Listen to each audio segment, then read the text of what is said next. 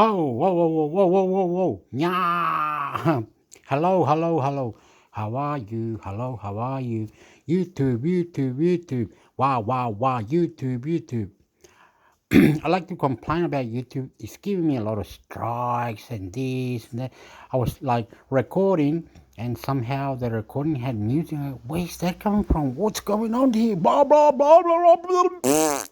So YouTube's giving me a strike or something because those background music must be where the building was, and there must be a speaker there, or something, something. There was music or something, and it just gave me a strike. Oh, Titus, you want to dispute this? You want to do this? You want to do that? And YouTube keeps doing this. Like I reacted to a video that it had music or something, or one guy was singing on the stage, and like the boys, and he was a brand new guy, and I said, yeah, this is the one. I like it. I like it. Oh, it's making me good. I recorded it. I recorded the song that he was singing. And on the boys, the panel was doing the yes or no, whatever, whatever. And then I went back and I played the song a few times.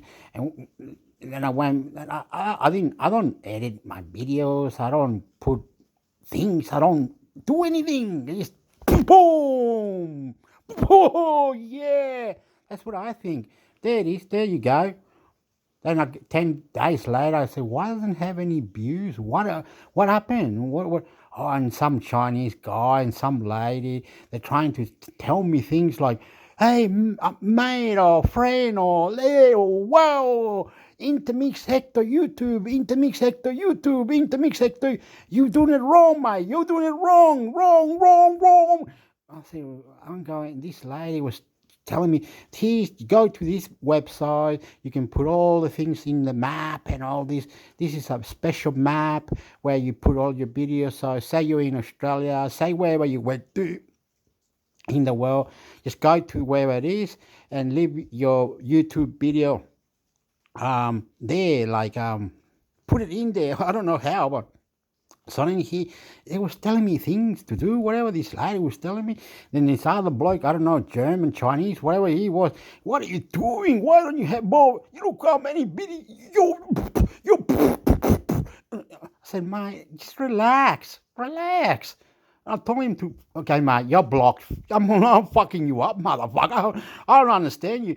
And then he replied, "You're an idiot. You don't know nothing. I'm sorry to help you, but you don't need no help. You're dumb."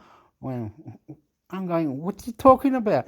And then I looked at my video and said, "I don't put thumbnail. I don't edit. I don't put tag. What the fuck up, mate? And you should have like 1,000 so you can go live one day." I mean, what are you on about? They allowed me to put a 3 hour video and a 2 hour video. They were anyway, and everybody, yeah, whatever, intermix sector, whatever, intermix sector. YouTube must be laughing at you. YouTube must be saying, "Ha, this guy is mental. He's putting like 6, 7 videos a day of some crap, and he's got over 1,000. And look how many YouTube you've been subscribing, more than 2,000 YouTube. And look, we restricted you from live chats, intermix sector. You think you're live, like when the chats are there, when the video on YouTube is live. You say, "This is the news from Chile. I'm gonna go and I'm gonna put my comment on the live chat." So the video is live, so there's a live chat. I'm going to.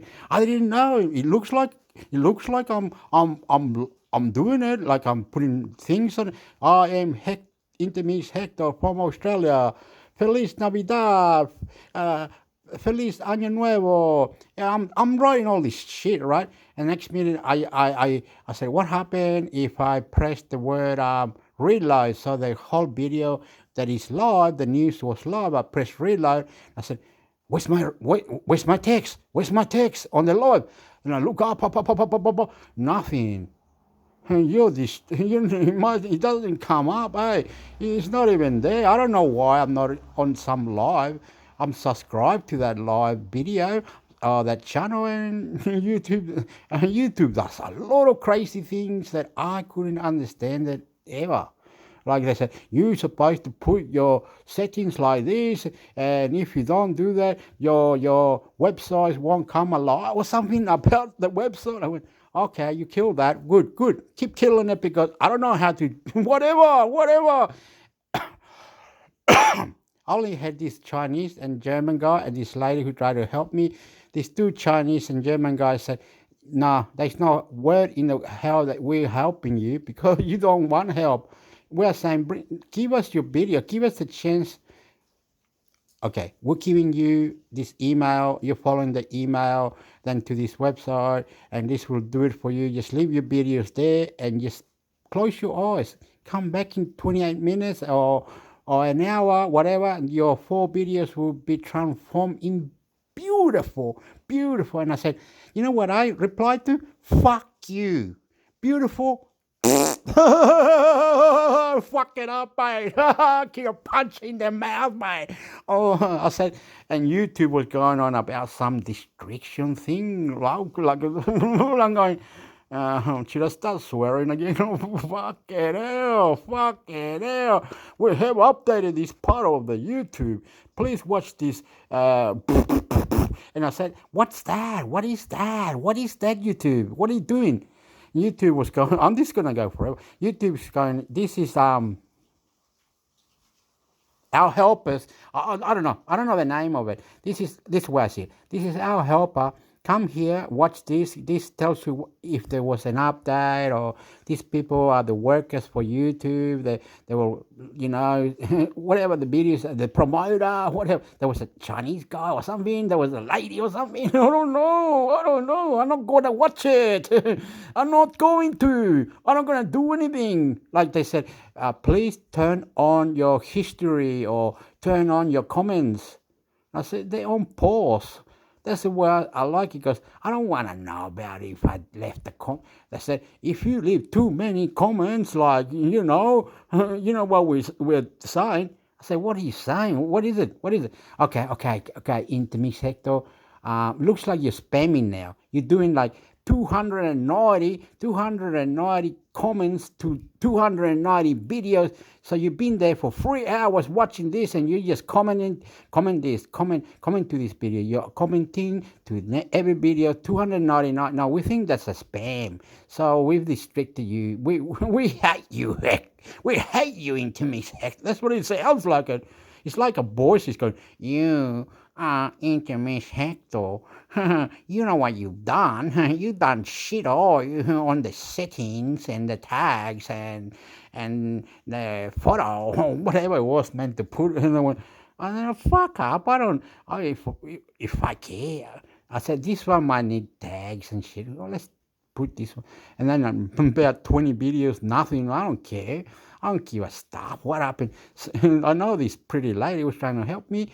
Well, if they said there's a website where I can put my video, sign in, it's not hard, just put your email, very simple. They said, oh, this is other place. There was another place where I meant to go, but that one freaked me out. I said, oh, no, that's got this card or this code or this code. Join with your Discord or this card, whatever that means, this card.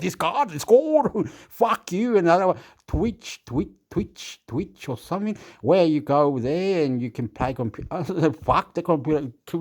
The thing's full of bugs now. I don't care. You come to my house and you will say, wow, you're beautiful, you're nice, we love you, we care for you, we understand for you, we're more for you, anything for you. Be a champion, be a good fighter, be a good gym, go to the gym, stop smoking, no more, quit, healthy, we want love, don't do that. YouTube is not against you, Facebook's not against you, no one's against you. And you know what I mean? Intermix Hector, we want the best. We want more. We want you to be a champion. Extra. Please do exercise. Quit smoking. Do nothing. And I went, and guess what? I'm going, Fuck you all. I don't have a girlfriend. No one loves me. No girl loves me. I go to the city. I act silly. I do this. I do that. On the name of God. On the name of God. On the name of God. Jesus Christ died for our sins. On the name of God. Okay, let's go to this. I don't know what this is, but I'm going to put it on for you. I'm Intermix Hector, okay? I haven't had sex for 24 years. Who cares? I don't give a stuff by what the fuck you... YouTube. Everything down in the description. I don't know. What can I... Okay, 1, 2, 3, 4. YouTube, Intermix Hector. Please subscribe. Here we go. Okay.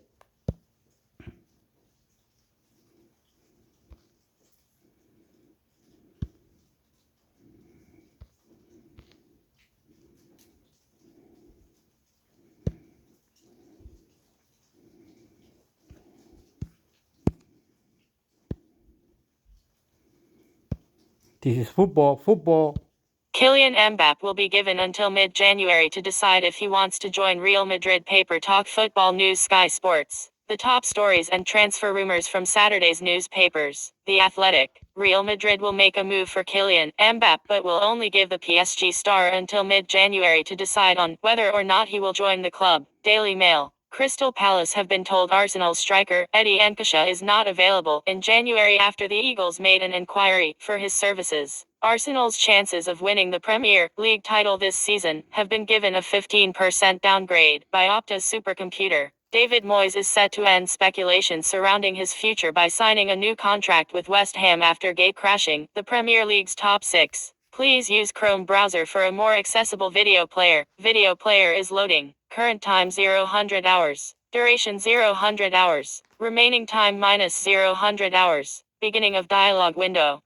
Escape will cancel and close the window. Text color or transparency. Background color or transparency. Window color or transparency. Font size. Text edge style. Font family. End of dialog window. Current time 0-100 hours. Duration 0-100 hours. Remaining time -0-100 hours. David Moyes says he's really happy with West Ham and reveals talks will start soon after the news broke. He's set to sign a 2.5-year contract extension with the club. The Sun. Karen Brady has criticized FIFA's new 32-team Club World Cup plans, insisting elite players are being asked to perform too much already. Conor McGregor has held talks with the IFF over his long-awaited Octagon return, just days after blasting the promotion. Transfer Center Live. Now Sports Month membership £21 a month for 6 months. Get Sky Sports. Download the Sky Sports app. Daily Mirror. Roberto Firmino will return to Merseyside in the coming weeks for a book signing, following the release of his memoirs, See Senior, My Liverpool Years. Russell Martin saw his Southampton side win in front of Rishi Sunak, but the Saints boss had no interest in engaging with the Prime Minister after their win at St Mary's. Please use Chrome browser for a more accessible video player. Video player is loading. Current time 0-100 hours. Duration 0-100 hours. Remaining time -0-100 hours. Beginning of dialog window.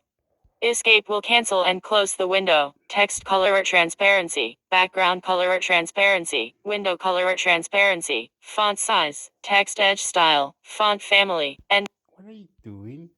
Transparency. And we don't want transparency. What the fuck are you on about? You know you're supposed to read that.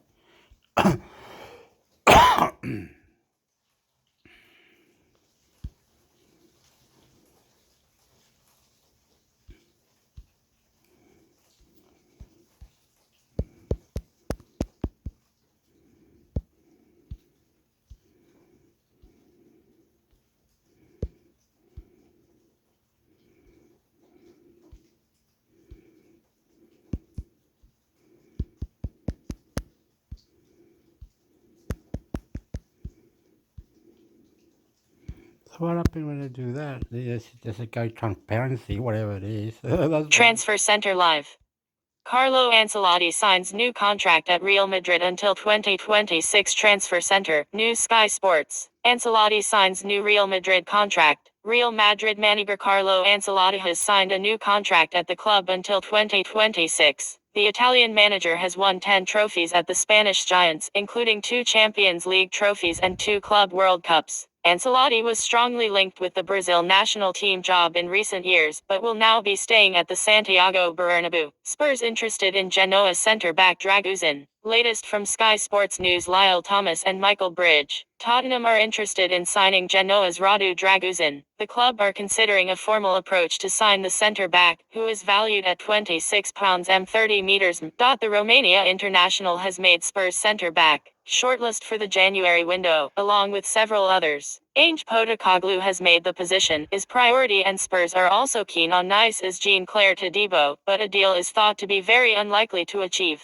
next month. Among the other players they admire are Everton's Gerard Branthwaite, Atalanta's Giorgio Scalvini and Bournemouth's Lloyd Kelly. Postecoglou wants to sign young players, and Dragusin is only 21. He played as youngster at Juventus with current Spurs players Dejan Kulusevski and Rodrigo Bentancur. His signing there in 2018 was overseen by Fabio Paratici, who brought Kulusevski and Bentancur to North London as sporting director before he resigned earlier this year. Silva: no offers for my players. João Palhinha's summer transfer to Bayern Munich collapsed on deadline day, and the Portugal international is likely to be a hot property for European clubs after an impressive first half of the season. But Fulham boss Marco Silva remained tight-lipped about the future of all of his players, insisting no approach has been made by any club. He added, "I haven't even spoken to the board about it. I can say to you that we have 100% not received anything or any approach for our players. We are fully focused on the games during the December period, which is tough for everyone, and we haven't received any. If something is going to arrive, then the player will analyze, but if I am being honest, we are looking to strengthen the squad and not lose our important players." Johnson leaves Fleetwood. Fleetwood Town have announced that Lee Johnson has left the club with immediate effect. Assistant manager Darren Way and first-team coach Phil Jevons will also depart. The club will issue a further update on the first-team staff in due course. Transfer Talk Podcast, January window preview. Will Man make signings? Pete Graves and Darmish Sheth are back and are ready to preview the January transfer window. They answer all the biggest questions ahead of the window opening in the new year. With Sir Jim Ratcliffe's investment at Old Trafford, will Manchester United be the club to watch? Will Chelsea continue their prolific spending under Todd Boehly, or will FFP rules prevent them, making it a third consecutive record transfer window in the Premier League? Will clubs based in Saudi Arabia continue to hoover up players from the Premier League, and can Liverpool continue to hold on to Mohamed Salah? Plus, Pete challenges Darmish to a transfer prediction challenge. Spurs open talks over Genoa defender Tauan Hamar in the market for a new centre-back in January, and Fabrizio Romano reports they are interested in Genoan defender Radu Dragusin. The 21-year-old has been given the personal seal of approval from boss Ange Postecoglou, Romano claims. Dragusin, who already has 13 caps for his country, only joined Genoa permanently from Juventus in January 2023, having spent the first half of the season on loan with the club. Spurs join race for midfielder Cone. Tottenham have joined Liverpool on Paris Saint-Germain in the race to sign Borussia Mönchengladbach midfielder Manu Cone next month. According to the Daily Express, the 22-year-old France U21 plays in a holding role for his club, and was reportedly a summer target for the Reds. Man expect bid for teenager Gore. Manchester United are reportedly set to receive a significant bid from Borussia Dortmund for their teenage midfielder Dan Gore, claims the Daily Express. The 19-year-old has played twice for Erik ten Hag's senior side, the most recent in their Boxing Day comeback win over Aston Villa. Gunners back in for Vlahovic.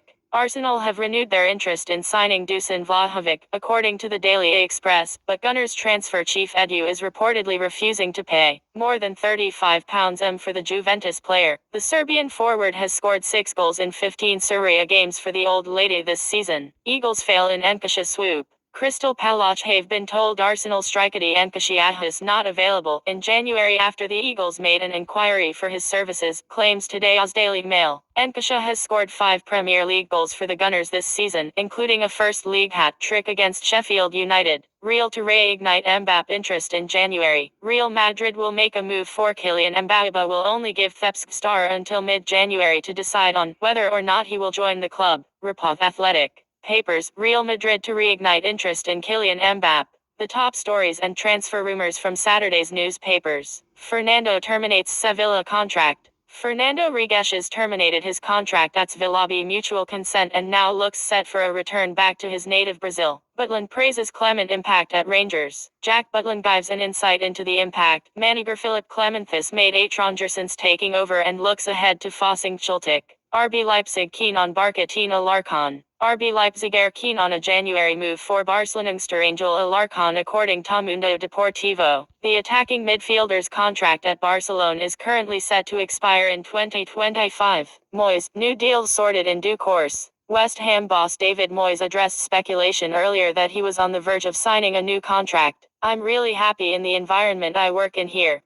I enjoy working for the people around the club. All the people here are really supportive and help me. I've got a great team of players. We've built it over the 4 years, and we've come from quite a low level to a decent point at the moment, and if we can keep that going, that will be great. I'm sure the other part of the contract will be sorted in due course. Forest confirmed backroom appointments. Nottingham Forest have confirmed Nuno Espirito Santos backroom staff, with Rui Pedro Silva and Julio Figueroa appointed as assistant coaches, and Rui Barbas and Antonio Dias joining the club as goalkeeper coach and fitness coach respectively. Kinda heads for Maccabi Haifa. Attacking midfielder Gadi Kinda has announced he is leaving Sporting Kansas City for Maccabi Haifa of the Israeli Premier League. Kinda registered 14 goals and 16 assists in 64 MLS matches, 48 starts, over 3 seasons with Sporting Kansas City 2020-21, 2023. Clement Silva is a statement signing. Rangers boss Felipe Clementhis hailed the arrival of Portuguese forward Fabio Silva, who joins the club on January 1st. On loan from Wolves until the end of the season. I think it's a really clear sign from the club that players with that reputation and quality want to come to Rangers, Clement said. He's very motivated and it's going to be interesting to integrate him into the team. In that way, it's important that he comes early and we can give him a program during his winter break. Benfica in advanced talks to sign Franco Krilic joins Vancouver Whitecaps. Former Real Salt Lake captain Damir Krilic has joined the Vancouver Whitecaps. I'm very happy and excited to take on this new challenge and be a part of Vancouver Whitecaps FC, said Krilic, who inked a 2-year contract. There is a lot of work ahead, and I couldn't be more grateful for the opportunity. I'm looking forward to meeting my new teammates, coaches, staff and all the supporters. The 34-year-old Croatian midfielder tallied 47 goals and 24 assists in 151 MLS matches, 133 starts, over 6 seasons with Real Salt Lake 2018-23. We are very pleased to welcome Damir and his family to our club and city, said Axel Schuster, Whitecaps FC sporting director. Everybody in MLS knows what Damir brings to the table. He is an experienced player, a competitor and leader. In our conversations with Damir, we could feel his hunger for another opportunity where he can bring his best skills and compete for some big goals. He is driven to help bring success to Vancouver.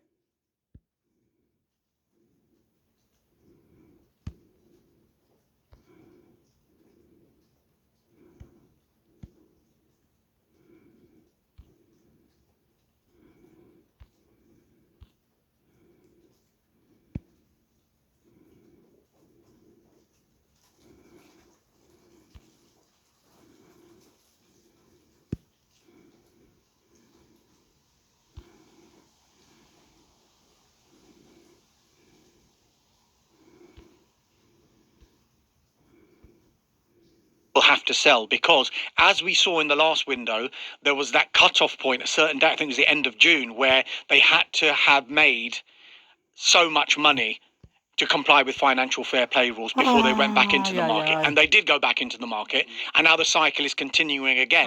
So before the end of June this summer, they're going to have to comply with financial fair play once again. They're going to have to sell players. It's mad that though, isn't it? You think about it. I mean, like all your homegrown players, you're like you're calling them all into a room. Lads, you've had a fantastic time. Yeah. Really sorry, but can't sell any of the others. You guys. Welcome to the Transfer Talk podcast, brought to you by Bet365. And at Bet365, they don't do ordinary. It's where every game, every goal and every point matters. Whatever the sport, whatever the moment. It's never ordinary at Bet365. Please gamble responsibly, over 18s only. Stay another day, stay another year. Peak Graves, Lovely. Graves. Beautiful. Peter. Hiya, mate. Nice to see you, Dom. Thought All I'd right? make it a little bit seasonal. Yeah, that was seasonal. Stay another day, stay another year, I think, was what we're almost on the Well, brink. let's take it a day at a 20 time. Let's see if we can get through January. How are you, man? Good to see you. You've been on holiday, you, as always. I mean, it's the same old Whoa. situation. Whoa. I was here battling against Storm Pier and Storm Garrett and whatever other storm they could think of at the Met Office. And you were out there in Tenerife with... It was windy there, though. Well, was it? Oh, sorry, mate. There was a bit too much wind for you, was it? Yeah. On the golf course? Play It any was, golf, yeah. did you? I did, yes. Yeah, how many rounds of golf did you have? Just the 3. 3 rounds. And how many days? I was just there 4 nights. So, yeah, a real quick trip. 4 nights, three rounds of golf are lovely. You have a nice time. It was. Yeah, it was good. Just Good. went on my own. Good, lovely. That No mate, mates. as a man with, I know we live very different lives. I've got 3 kids and a missus. Like the idea of going all day to Tenerife on my own for 4 days sounds absolutely class. Your wife doesn't listen to this. Yeah, she doesn't. No, anymore. no. She does sometimes. We get in trouble when she Oh. does. I totally forgot, but I'm actually going skiing with Steph and the kids. Right, we're going away for a week to Morzine, and like they've never skied before, so I'm already a bit sort of nervous about this whole situation because, right, the biggest suitcases, 2 of them I've ever seen in my life. Electric vehicle, and that's because it's very new technology and we're developing. My God. Welcome to the Transfer Talk podcast. Pete Graves, Peter, if you've got a cool... he ran over a dog with a suitcase. Unbelievable. The dog was yelping. I had to apologise to the owner, make my apologies. Yeah, it was tough. So, should we talk transfers? Yeah, let's do it. Yeah, we need to, don't we? Let's pick it up then. Look, January last time was amazing. We're looking forward to it being amazing again. Hopefully, records breaking is what we want. What can we expect, though? Are we going to expect another record-breaking January, Darmesh, or is that wishful thinking? I'm just reading here, £815 million in January. No one was expecting that. Yeah. And I think we were sat doing a podcast this time last year, Yes. and you were asking me the same question. How much? I said, I don't think it's going to be that busy. And then it went crazy, particularly because of Chelsea, because they spent in excess of £300 million. And that really skewed those figures, that £815 million spend. But, I'm going to say it again. I'm not expecting it to go to that level again. No. Because Chelsea, you'd expect, are the club notoriously who are the busiest, but in the last 2 or 3 windows, they've spent £1 billion. They've still got to get players off the books. So to be able to go and do that kind of spend again, I don't think is very realistic for Chelsea. No, and come on. if you look at all the other clubs, yes, they will want to do some sort of business, but January is always a very, very difficult time to do business, he says, after an £1,815 million spend in the last one. I feel like people who listen to this podcast all the time are probably shouting at their radios or phones or whatever at the moment and thinking, we'll always say it's going to be not as... And it always ends up surprising us. So we could be sitting here on deadline day in a month's time and Yep. it's just gone off the scale again. I mean, the whole Saudi factor came in last time, didn't it? That was the big thing. And Yeah. players were disappearing off to Saudi Arabia, which was in turn creating revenue for clubs. You talked about Chelsea. They sold off the squad to Saudi Arabia. Yeah. And they had loads of money to spend. And goodness me, they spent it. So did other clubs as well. Look, Saudi aren't going away. They're not going away. They want to build that league. They want to make it into, one of the top 5, 6 leagues in the world. And they won't stop. But in January, I just find it very, very different to a summer transfer window, because clubs in a summer transfer window, the season hasn't started yet. They can look at players that they want off the books, and some maybe that they don't, but they're seeing big money come towards them from Saudi and think, actually, we can replace them in the time that we've got left. This is in the middle of a season. And if they're going for trophies, if they're trying to get into the top 4, they're trying to win the league, they're trying to get into the top 6, get European football, stay in the league, something to play for every single club, they're going to be quite loath to try and, only because they're getting big money to get rid of a player, because how difficult is it going to be to be able to spend that money? Because if you start getting big money in, clubs that you're going to buy from, they're going to know that you got big money in. So I don't think clubs ever go in to a new season and say, do you know what? Let's go big in January. I don't think that's ever the approach that they take. They want to do the majority, if not all of their business in the summer. And then the January window is that window where they think, maybe if a long-term target becomes available, let's go into the market. Maybe if there's a loan we could do here or there to cover a few injuries, let's do that. So they'll have that in their mind. But if you look at Man United as an example, January seems to be a window where they look at it and they think, well, we'll only be able to do business, but probably in the loan market. This is Manchester United. Yeah. So if you look at that as an example, Yeah.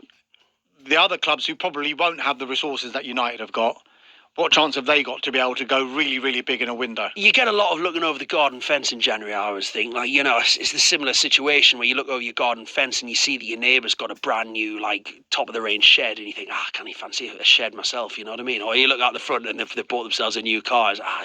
And like some clubs in January, they see the neighbour go down to the garage to buy the car, and they actually leg it down there and buy it before he gets the chance to buy it. So you get a lot of garden fence in January. So I Good think... analogy, that. Thank you very much. Yeah. Well, that's why I'm in this seat.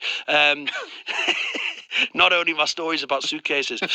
Right, let's just move on to the clubs to watch a bit now, because Chelsea have been the story the last two windows. We already touched on them, spent a lot of money, and are we expecting more of the same in West London, or do we think the focus might shift more towards the north? You've mentioned Manchester United already. You say maybe loans only for them. Feels like a lot of work to do there, and now you've got this whole situation with Ineos and Sir Jim Ratcliffe. So I don't think there will be a fundamental change. Sorry, United fans, but I don't think there'll be a fundamental change simply because Ineos has got this 25% investment into the club. Yes, they are bringing big money into the club, but it doesn't change the fact that Manchester United, rather like Chelsea, still have to comply with financial fair play rules. It's not a case of a new owner comes in and then suddenly Manchester United can spend £200 million.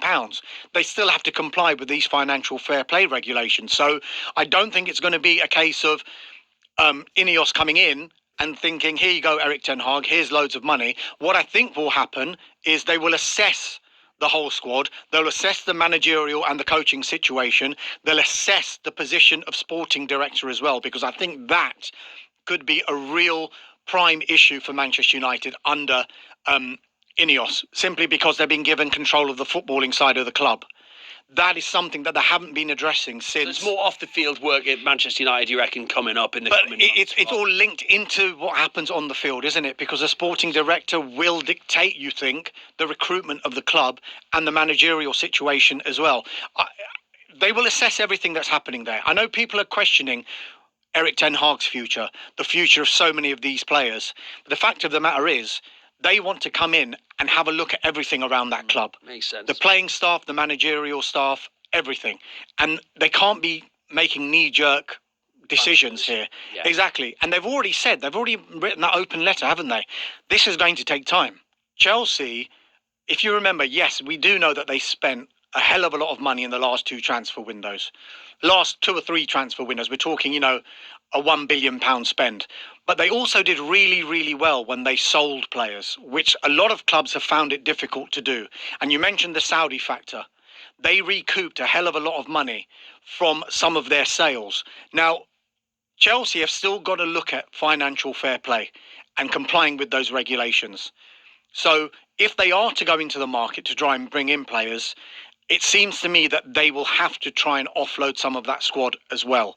Now, the easiest money that they can make is for players who are still under contract, but who have had their youth career at Chelsea. So they've effectively cost Chelsea no money at all, which they've done. To some people have said, have criticised them a little bit as well. The likes of Lewis Hall has gone from Chelsea to Newcastle, and people are a bit surprised. But when you look at the methodology behind it, it's a pure profit that Chelsea are making when they're selling somebody who was in their academy. If you look at it now, the likes of Trevor Chalobah and Conor Gallagher. Chalobah's not getting a game, injuries and selection, but Conor Gallagher is. He's captained Chelsea so far this season, but yet He's also their best player. Yeah, but yet talk. Every time I watch him, I think he's a good player. Exactly, And but yet every talk window, of his future continues. And people are thinking, why would that happen? Because he's a regular in that team. That's the reason it would happen, because it would represent a pure profit if they were to sell him. Right. Now, if Mauricio Pochettino has told the board, I want to go back into the market, I'm going to buy this player and this player, and they're costing in excess of 40, 50, 60 million pounds, which is what the market would dictate it would, there's a very strong likelihood that they will have to sell because, as we saw in the last window, there was that cut-off point, a certain date, I think it was the end of June, where they had to have made so much money to comply with financial fair play rules before they went back into the market. And they did go back into the market, and now the cycle is continuing again. So before the end of June this summer, they're going to have to comply with financial fair play once again. They're going to have to sell players. It's mad that though, isn't it? You think about it. I mean, like all your homegrown players, you're like you're calling them all into a room. Lads, you've had a fantastic time. Yeah. Really sorry, but can't sell any of the others. You guys are all on the for sale list because it's pure profit. It makes sense. Yeah. But it's a strange But even if they situation. were to sell some of their big name players, they would have bought them for big money anyway. So the profit margin wouldn't be as big as if you got someone for no money at all. But let's talk about some of the other clubs as well, Doms, and rattle through it. Arsenal, they came close to the title last season. They're close. They're top of the league as we sit here in these seats. They could go top of the league if they beat West Ham in the next game. So are they going to add? Are they going to try and get that little bit extra to get themselves over the line? What about my club, Newcastle United? We know they've got big money ownership, but their financial fair play restraints. There's the likes of Spurs, Manchester City. I mean, what else is going on? What do you expect to happen? Arsenal, I mean, this time last year, we were thinking they weren't going to be that busy in the window, and they did bring in a couple of players. Kivior and Leandro Trossard joined in the January transfer window, didn't they? So those are two players that, they used that window to their benefit because they probably saw an opportunity to have a real push at the title.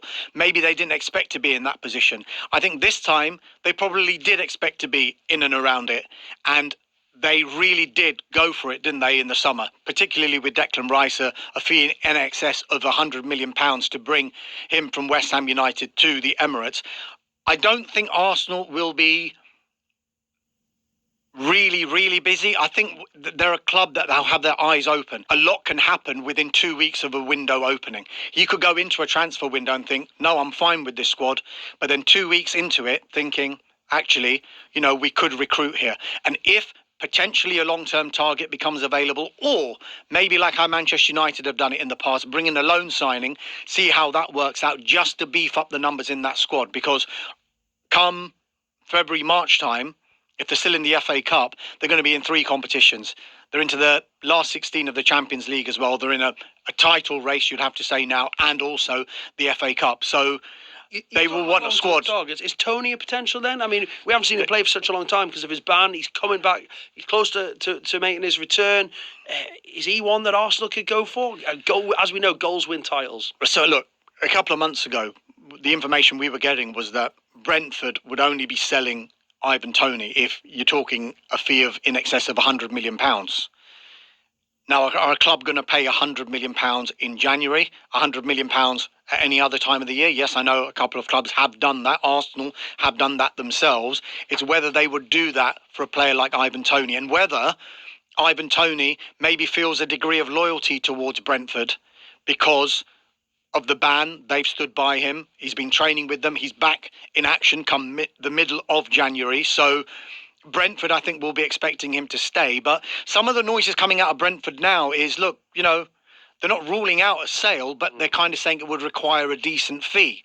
I just wonder whether they're talking in that way simply because are they conceding that Ivan Toney probably isn't going to sign a new contract at Brentford? He's only got 18 months left of his deal. Now, if he stays, the next window that he could potentially leave is the summer. How much would his value have gone down come the summer because he's entering the final year of his contract? He's going to be 6 months away from being able to sign a pre-contract agreement with a club outside England, and a further 6 months away from being able to leave for free. Full stop.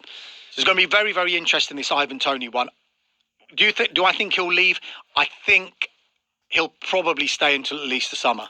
What about Newcastle? Newcastle fans are desperate. We're on a bit of a bad run. I was at the game on Boxing Day. I was there with my old man, me mum, my kids, my wife. We're all there excited. Went 1-0 up. Things were flying. I was in the posh seats as well. Bit of champagne getting passed around at half time.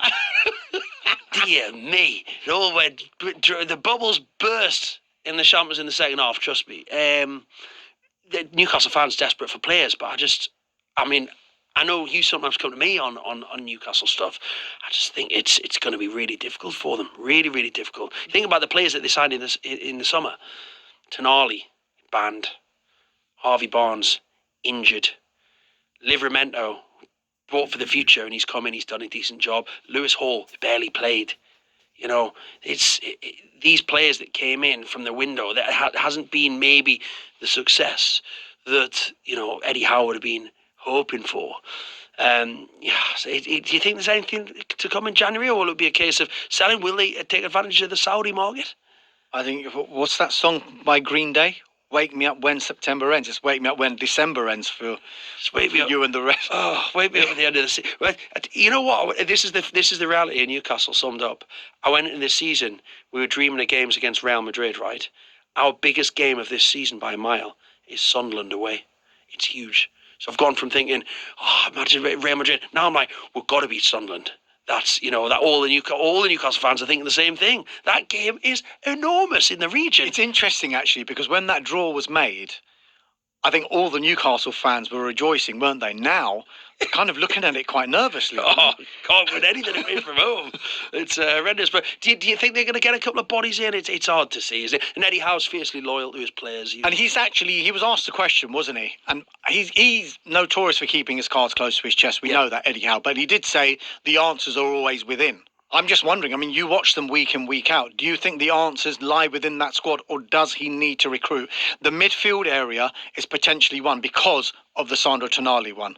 You're not looking, this is not like an injury and maybe he'll be back in the middle of January. He's out for the season. He's out for the season, and the Harvey Barnes situation as well. But, Anthony Gordon has been absolutely fantastic. Yeah. So even if Barnes was fit, you'd probably argue that he probably wouldn't get into the team. Fans get frustrated with Miggy, don't they? And I think they wonder whether they can play one either side and switch in the two of them. They're both right-footed left wingers, aren't they? Right, I'm going to rattle you through this, Dobbs. I just want to... quick one on Spurs, quick one on City, and any other business, mate.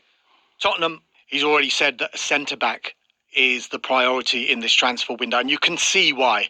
Mickey van der Ven's been injured for the past couple of months. He's on his way back, but he suffered a long-term injury. He's just announced that Romero's going to be out for 4 to 5 weeks. And as replacements, it looks pretty thin there, doesn't it? Because he's having to use Ben Davis, who's done a fantastic job, if you ask any Tottenham fan, but he's not really a centre-back. He's been drafted in there. Emerson Royal, he's even played at centre-back. And a player who is centre-back by trade in Eric Dyer doesn't look like he's got a future at the club. And he seems to be further down the pecking order than someone like Ben Davies, whose preferred position is at fullback. So I think the central defensive position is something that Tottenham will want to look at. The player that they have been linked with and there seems to be a strong interest in is Jean-Claire Todibo from Nice. Okay. But there's also that connection now that Manchester United have also been interested in Todibo in the last transfer window. I think he possibly was one of the players that they were looking at should Harry Maguire have left. We all know what happened there. Harry Maguire ended up staying. Todibo ended up staying at Nice. But you've also now got that connection with Ineos. With the ownership at Ineos being... ownership at Nice being Ineos, and now them having a 25% stake in Manchester United. Would that look a little bit dodgy if it was? They're allowed to do that. They're voted. They can do that. So, so that could be one to watch. What about City? Don't tend to do anything in January. No, but one of the big names that you're going to look at is Calvin Phillips. Pep Guardiola's, been public in saying how sorry he is to Calvin Phillips that he can't get him into his team. It just hasn't worked out for him, and it's surprised a few people. I just think it's come to a head now more than at any other time in his City career, simply because you're going to be 6 months away from England at Euro 2024. Now, we know that Gareth Southgate is a very loyal manager, and he sticks to the players that he knows. Can he realistically stick to Calvin Phillips if he doesn't play any football from now to the end of the season? Yeah. On that, though, some of the clubs that he might want to go to and who might be interested in him could potentially be seen as Manchester City's rivals. Now, I don't know whether Manchester City would want to do that after the experience they've had selling Jesus and Zinchenko to Arsenal, and now suddenly Arsenal are the biggest threat to City's title aspirations in the last couple of seasons. So that's an interesting one. Elsewhere, I think they're looking to bring in one other player in Claudio Echeverri from River Plate, young Argentine player, 17 years old, captain of the Argentina under-17 team. Apparently talks are progressing well between the two clubs on that one, but it could be one for the development squad, and then he'd go back on loan somewhere.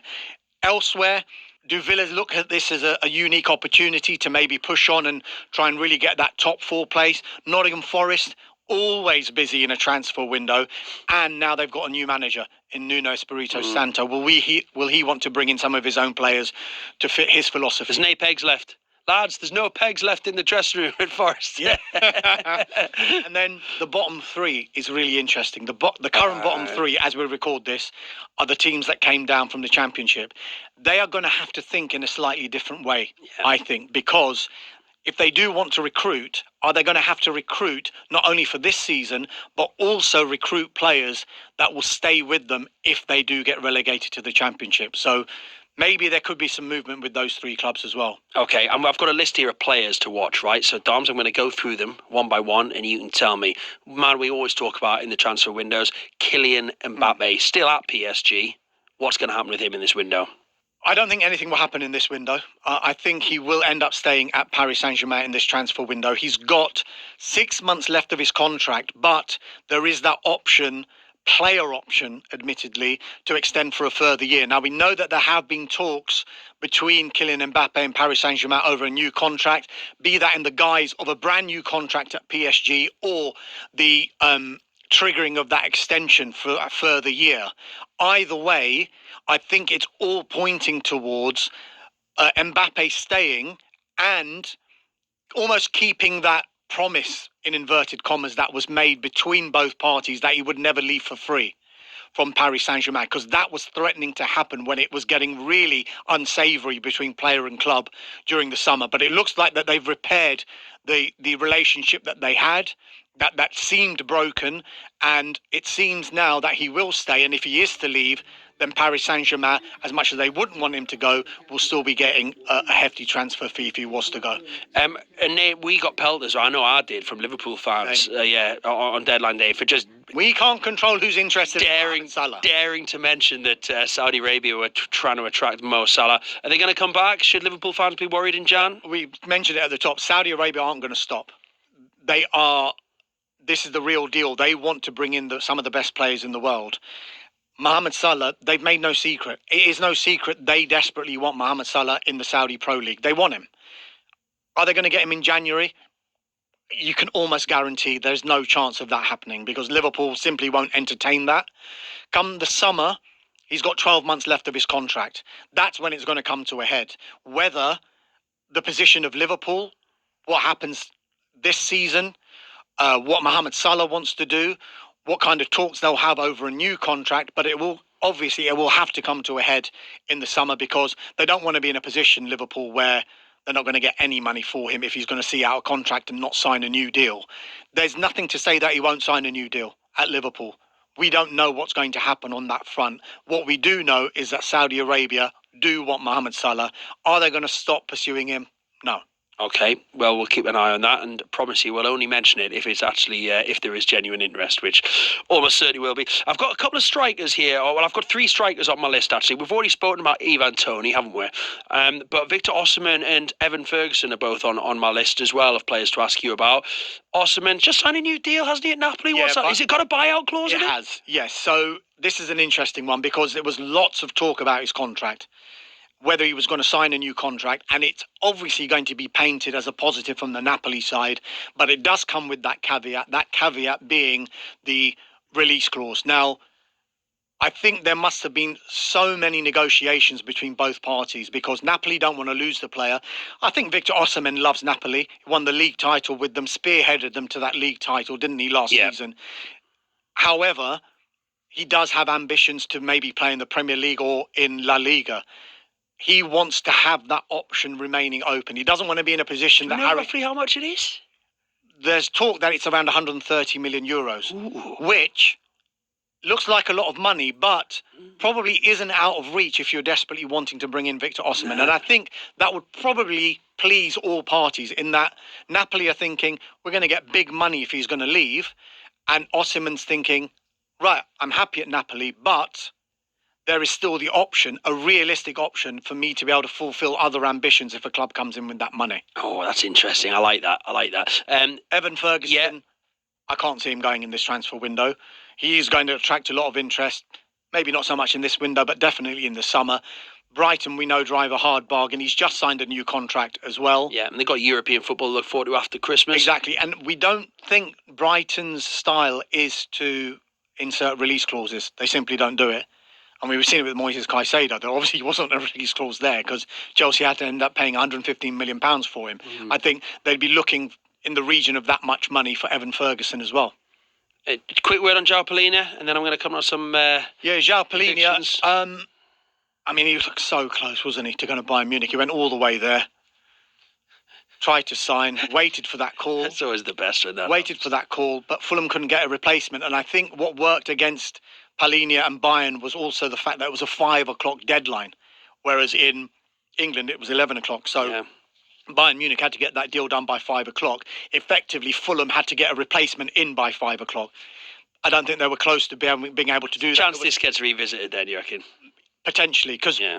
for Bayern Munich to be that interested to potentially put out that much money to bring him all the way to Munich, They've done their own I don't work. think they're going to lose interest in a player in the space of 4 months. Particularly if you speak to Marco Silva when he's asked about João Palhinha, I mean, he's been so impressed. He feels sympathy towards João Palhinha because it looked like he was going to go.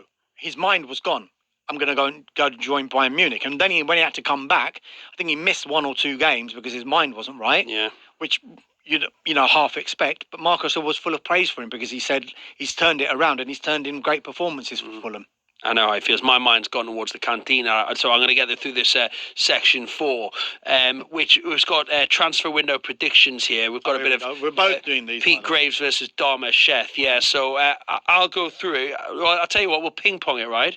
You know, obviously you are one of the transfer window's most recognisable faces, if not the most recognisable face. In fact, when I think of transfer windows, literally your face comes into my mind. Oh. So I just want to see how I can get on against you. This is like a Pete versus Dharmesh. Are you ready for this? No. No, me neither. Here we go. First one. Which Premier League club are going to be the biggest spenders? And remember, we will revisit this. The biggest spenders. I'm going to say Tottenham. Okay. What Well, are you saying? Well, I also think North London. I think. North? I thought, and to be honest with you, I was going to go Tottenham. Ange Postecoglou. You know, they've made a great start under him. You know, he's probably earned the right to sort of go to Daniel Levy and go, I want a few quid to sort of bring a bit more extra quality. I do think Arsenal will be thinking about last season as well, and they'll be thinking, we were pipped at the post last time. Let's just spend whatever it takes to make sure it doesn't happen. I'll help you out a little bit here. They signed David Raya on loan with the option to buy because of the financial situation and FFP. So that hasn't changed. Just so you know. But they could sell Aaron Ramsdale to someone like Newcastle, who just lost Nick Pope for a hefty amount of time. And then they, You heard anything, have you? Well, no, No. we'll find out, won't we? I'll But, ask you the next one then. Okay, go on. Eternity. We're going to both go Tottenham then, just for clarification. We've both gone. Oh, Spurs. right, you're going Tottenham. Yeah. Well, you just said Arsenal for 5 minutes. Yeah, I just brought them in the conversation, but I've Right. decided to go Spurs. Next. Which player will command the biggest transfer fee? I just fancy someone might trigger that Victor Osimhen buyout clause. I'm going to go 130 million euros, whatever that is in pounds, probably 120 million quid. See, the way this... So you're saying Osimhen. The way this question is phrased, it says which player will command the biggest transfer fee. Yeah. So I'm going to cheat a little bit here because I think Ivan Toney will command the biggest transfer fee, but I don't think he's going to move. So I've actually answered. I'm saying Yeah. he would command the biggest transfer fee. So if he doesn't move, no. So if he doesn't move, I can say that I'm correct. That's all hypothetical. I mean, I could say anything. I could say, with the first question, well, I think Fulham are going to be the biggest spenders, but actually they're not going to spend any money, but they want to. So I'm saying that. No. This is so. Right, I'm going to let you have it. I'm going to let you have it just because I'm feeling festive. Thanks. So you can go with Tony, even though he doesn't move. You know, at least I've put my cards on the table here and gone Osimhen. Right, next one. Which Premier League club is going to have the highest number of new signings? Gosh, that's a Who's tough going to sign the most players? The I mean, most it's got to be players. Forest or Chelsea. Forest are going to sign 12 players. I am going to say. I'm saying Forest. I'm going to get in there before you because I think I'll go Sheffield United. All right, Forest for me, Sheffield United. For you, both got new managers, haven't they? So that you think it's going to be someone with a new manager. Right, I'll ask you this one. go on then. Will January 2024 beat the record spend of January 2023, which I'll remind you was £815 million by Well- Premier League clubs? Just to keep it interesting, I know you're going to say no, so I'm going to say yes. Okay, I'll say no. Okay, and last one. Who will Kylian Mbappe play for from February the 1st, 2024? Paris Saint-Germain. I'm going to go Paris Saint-Germain. I am going to go Paris Saint-Germain. I just think it's never ending. I think he's probably going to retire there and be manager. This is one of them things. He'll never be allowed to leave, and that's the end of it. So there we go. So both gone to Tottenham as the biggest spenders. You've gone Ivan Toney. I've gone Victor Osimhen for the player that's going to command the biggest transfer fee. We think that you think Sheffield United, and I think that it's going to be Forest who signed the most players. And you think that this January isn't going to be last January. I think that it will, and we both think Mbappe is going nowhere. We'll revisit that on our deadline day special when we look back, Dharmesh, and good luck to you, sir. Well, that's just about it. We're out of time. This is obviously a little preview that we're going to be back regularly through January. We'll probably wait till about a week into the window, see what's cooking, and we'll come back with an episode, and then we'll be back once or twice a week for the rest of the window. You'll be able to tell us about how you got on the slopes. I will. I can't wait to tell you that. Hopefully when I come back on, a week into January, I'll be all right. Well, listen, whatever happens, I'll definitely have some tales. That's for sure, and we'll find out what's happening, and hopefully we get a few early signings as well, which is always nice. A couple of players that you've mentioned there, I'd be interested to see. Calvin Phillips, I think we'll see movement there in the first week, but now maybe even the first day or two. So we shall see. But as always, guys, thank you so much for listening. So happy to have you all with us on the ride for this January window, and it is always a brilliant ride with plenty of drama, plenty of ups and downs, whoever you do support. So wherever you've listened to us, in your cars or on the train, in the wind or in the rain, in your house or out in the shed, on your couch or in your bed, on the hills or in the valleys, in the streets or in the alleys, out for a run or maybe on a walk. Thanks for listening to Transfer Talk. We'll see you all next time. And that's for sure.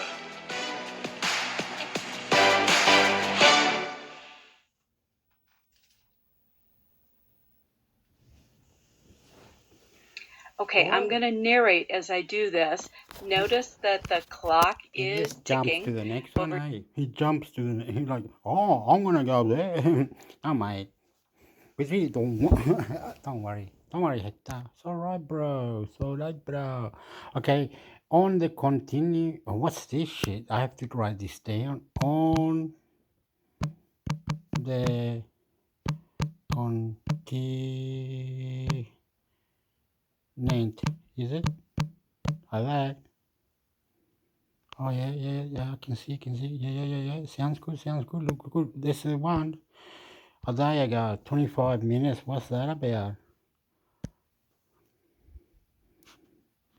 At eBay, we believe every car lover has The podcast app you're using right now is shutting down soon, which means you'll need to find a new way to listen to the podcast you enjoy, which we here at Acast host. There are many choices for where you can listen, and listening to shows in a place like Pocket Casts, Podbean, Castbox, and other podcast apps gives creators the most control over the ads and brands they want associated with their show. Switching to another podcast app is easy. For more information on how to switch, visit go.acast.com/Google Podcasts. Again, that's go.acast.com/Google. In January or the summer, will any expensive stars even be able to move in January? Lars, do you want to have a go at that? Well, what I'd say is that in terms of teams to get ripped apart, you're often looking at like the surprise packages, the teams that are doing better than expected. But if you look at La Liga, then you have Girona. But because they're owned by the City Group, you don't imagine they'll just randomly sell all their best players in January. That wouldn't make any sense. There's slightly different dynamic at work there. If you look at Ligue 1, you've got Nice doing better than expected, but again, they're owned by Ineos. Are they suddenly, just as they're investing in Man United, are they suddenly going to sell a lot of players mid-season? I mean, that would be a terrible look for them. But I do think maybe we're looking more to Germany then, at Stuttgart, who have been fabulous. And it's just completely inevitable, I think, that because he scored so many goals, that Serhou Guirassy will be the subject of some interest from bigger clubs, because a guy who suddenly scores goals at the rate he has in the first half of the season is always going to be in demand. And I do believe Andy will be able to fill in the details, but I do believe there's a release clause in his contract that's way on the low side as well. Yeah, there is. It's around 17.5 million euros. So whoever wants him will get him. If there was one thing that's going to stop him going in January, it will be the fact that he'll be at the African Cup of Nations with Guinea. And I guess like the other part of this, actually, when Fly asks about which team will get ripped apart in January, a different way of looking at that is by the African Cup of Nations. If you stay in the Bundesliga for this, something Xabi Alonso has been really determined not to make excuses about. It's one of the things that makes me like him even more than I do already, which is hardly possible. But he's been asked quite a lot about the African Cup of Nations and how that could affect his team. Because, you know, you look straight away at Boniface. Even now, Nathan Teller's been called up to Nigeria as well. So they could lose, 5 players in January? And Leverkusen have depth. I mean, that is going to stretch anyone's depth. And Boniface has been lights out so far this season as well. So in terms of like ripping the heart out of the team and really making them fall off in the second part of the season, I think that could actually end up having quite a big influence on the German title race. Now, Xabi Alonso, like I said, he said, look, it's not something we can do anything about, and I don't want to tell any player that they can't go off onto international duty. It's massively important for them, and it's a highlight of your career. And so many coaches moan about the African Cup of Nations when, you know, it's a right to go and play for your national team if you've qualified and if you're called up. So I really like the way he's framed that. Yeah, me too, by the way. It cheeses me off that people think, oh, African Cup of Nations, what's the point of that? Because yeah, exactly. Actually, some players come back rejuvenated from it. Actually, Agreed. You know, if you Agreed. check football history out, and some do come back knackered, but I like the way that you've approached that question. Yeah, very, very clever. One thing I'd throw in, sorry, that sounded really condescending. It was very clever. I was actually just sat thinking, God, I wish I'd have thought of that. Andy's being very smart here. One sort of exception to this, maybe, in terms of being ripped apart. I mean, you could head to Scandinavia in the January window, because actually, like, Norwegian teams they don't hate selling in January because we have a summer league, of course. It's something that we wrestle with a little bit, is that people come to pick apart our teams in the summer, where we would rather hang on to the players because we're mid-season, whereas in the winter, when we're like changing the squads and stuff, there's not quite the same market. But if you look to Norway in January, there could be some interesting guys for you to look at. So I guess you're going up north to Bodø/Glimt again, and of course, looking at maybe you could tempt Patrik Berg to try playing abroad again. I mean, he is a very good central midfielder. It just didn't quite work at Lens, but I think he's definitely good enough to play abroad. I mean, Albert Grønbæk, the Danish midfielder, is very good. I mean, there's plenty of stuff there. I suppose this question from VL Film is more of an existential question that both of you can get your teeth into. Could OTC ever see the Champions League inviting guest nations like the Copa America, for example? Wouldn't that be a great idea, Andy? I hate it, and if it happens, I think teams should boycott those games. Okay, we'll come to you in a second for more than just 2 or 3 words, Andy. I don't disagree with any of those few words that Lars has said. I also feel it is almost inevitable at some point. I think you look at the increasing influence of non-Europeans in the European game, and we're not just talking about Qatar, Saudi Arabia, but the increasing US hedge fund influence on European football as well. I can't help but feel that there will be some sort of inroads made into that. Now, the most obvious ones, I suppose, are Saudi teams trying to position themselves to get into the Champions League, and they have a Champions League. Go play in that one.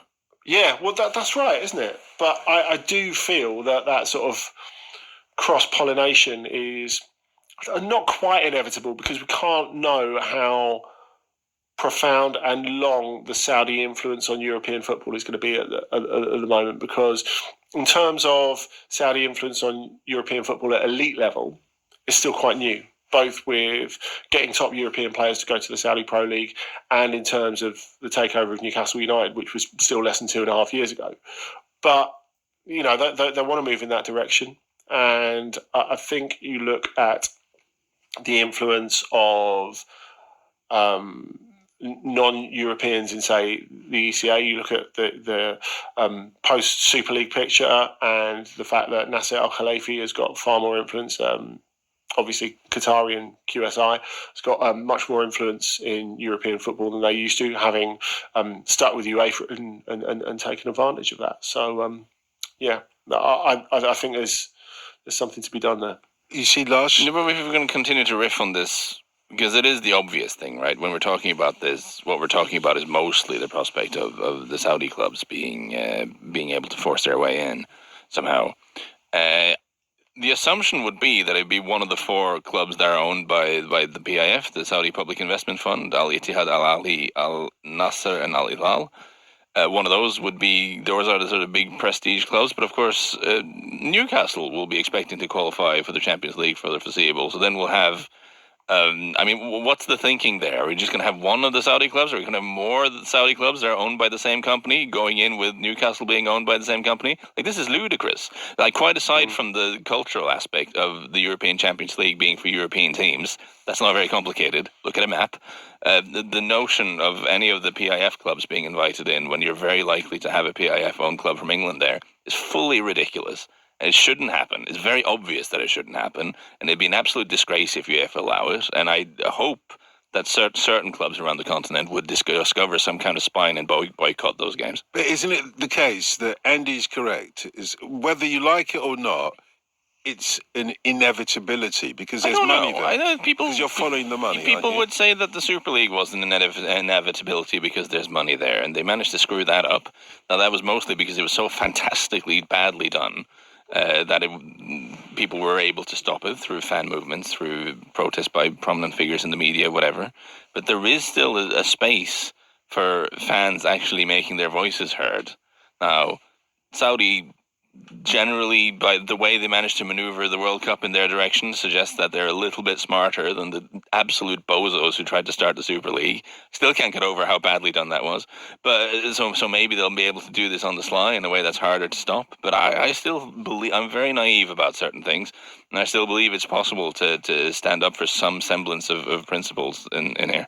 As well, we have to talk about good old-fashioned self-interest. I mean, if you're one of those clubs on the Champions League, Europa League cusp, and I suppose I'm thinking about, just not just Roma level, but Spurs, Newcastle, Villa. There are some massive clubs who struggle to get into the Champions League at the moment. If they feel their places are being pinched, well, they're going to have something to say about it, aren't they? Indeed. There is an Asian Champions League. It's a perfectly good competition. Playing that one.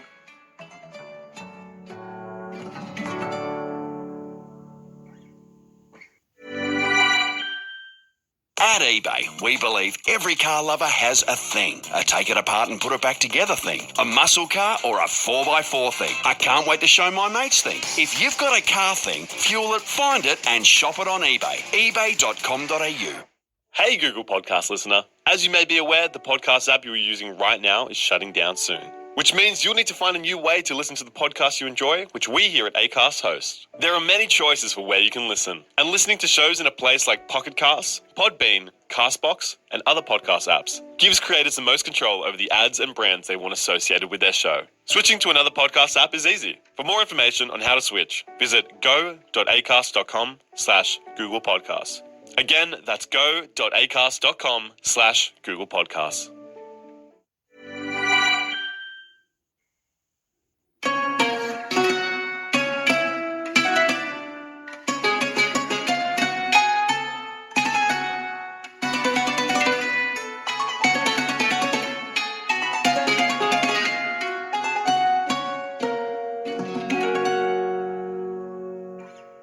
This is from Des. With Nagelsmann having won a single game in charge and Germany's final 2 friendlies before the Euros being against European rivals France and the Netherlands, there's a decent chance of Germany playing Scotland in the opener off the back of a 4-game losing streak. If that very real possibility comes to pass, could Nagelsmann get the old heave-ho before the tournament starts? No, I think there's an understanding, and Des is quite right. They could end up there in that position. I think Scotland have got a great chance in that opening game because Germany haven't got a long time to get it right, and they're kind of a shambles at the moment, really. Nagelsmann's taken over, and after a promising start on the US tour, the performances have got gradually worse as they've gone on, and they were just awful in Vienna against Austria. He's not got lots of time with the players. He's not got lots of time to sort it out. And they've got tough opposition, as Des says. But there's a full understanding in Germany that it's not really Julian Nagelsmann's fault. I was kind of surprised that he took the job because I thought there was a limit to how far he could succeed. And if he was to coax a decent performance out of them at the Euro finals, it would be an amazing achievement for him.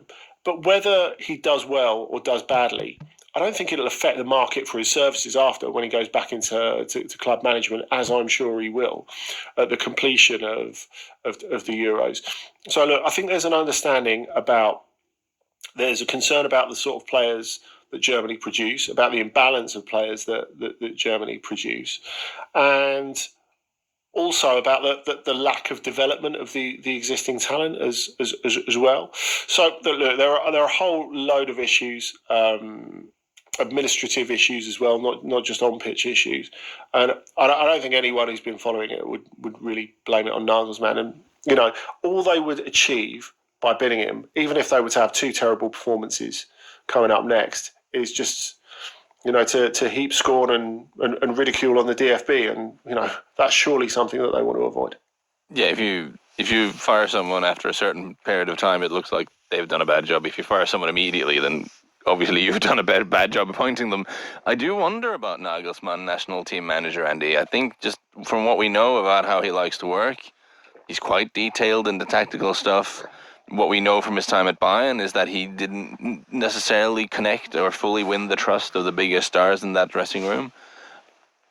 And being a national team coach where it's all big egos, all big stars, you have very limited time on the training ground to work on stuff. It's so much more about the social interaction bit of it. And I mean, I don't know, from what we know of his skill set, that doesn't seem like an obvious fit for him, I have to say.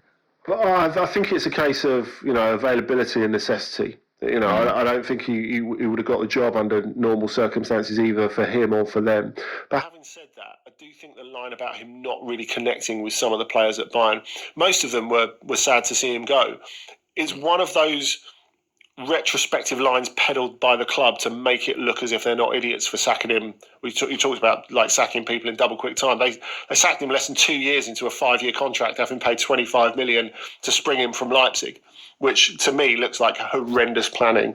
So it's quite interesting that you've had the likes of Joshua Kimmich, Leon Goretzka, who have both been challenged and questioned in last year, both in a Bayern context and a Germany context, that they have come out and publicly stuck up for him, which has kind of made the previous governorship of Bayern, of course, look a bit daft.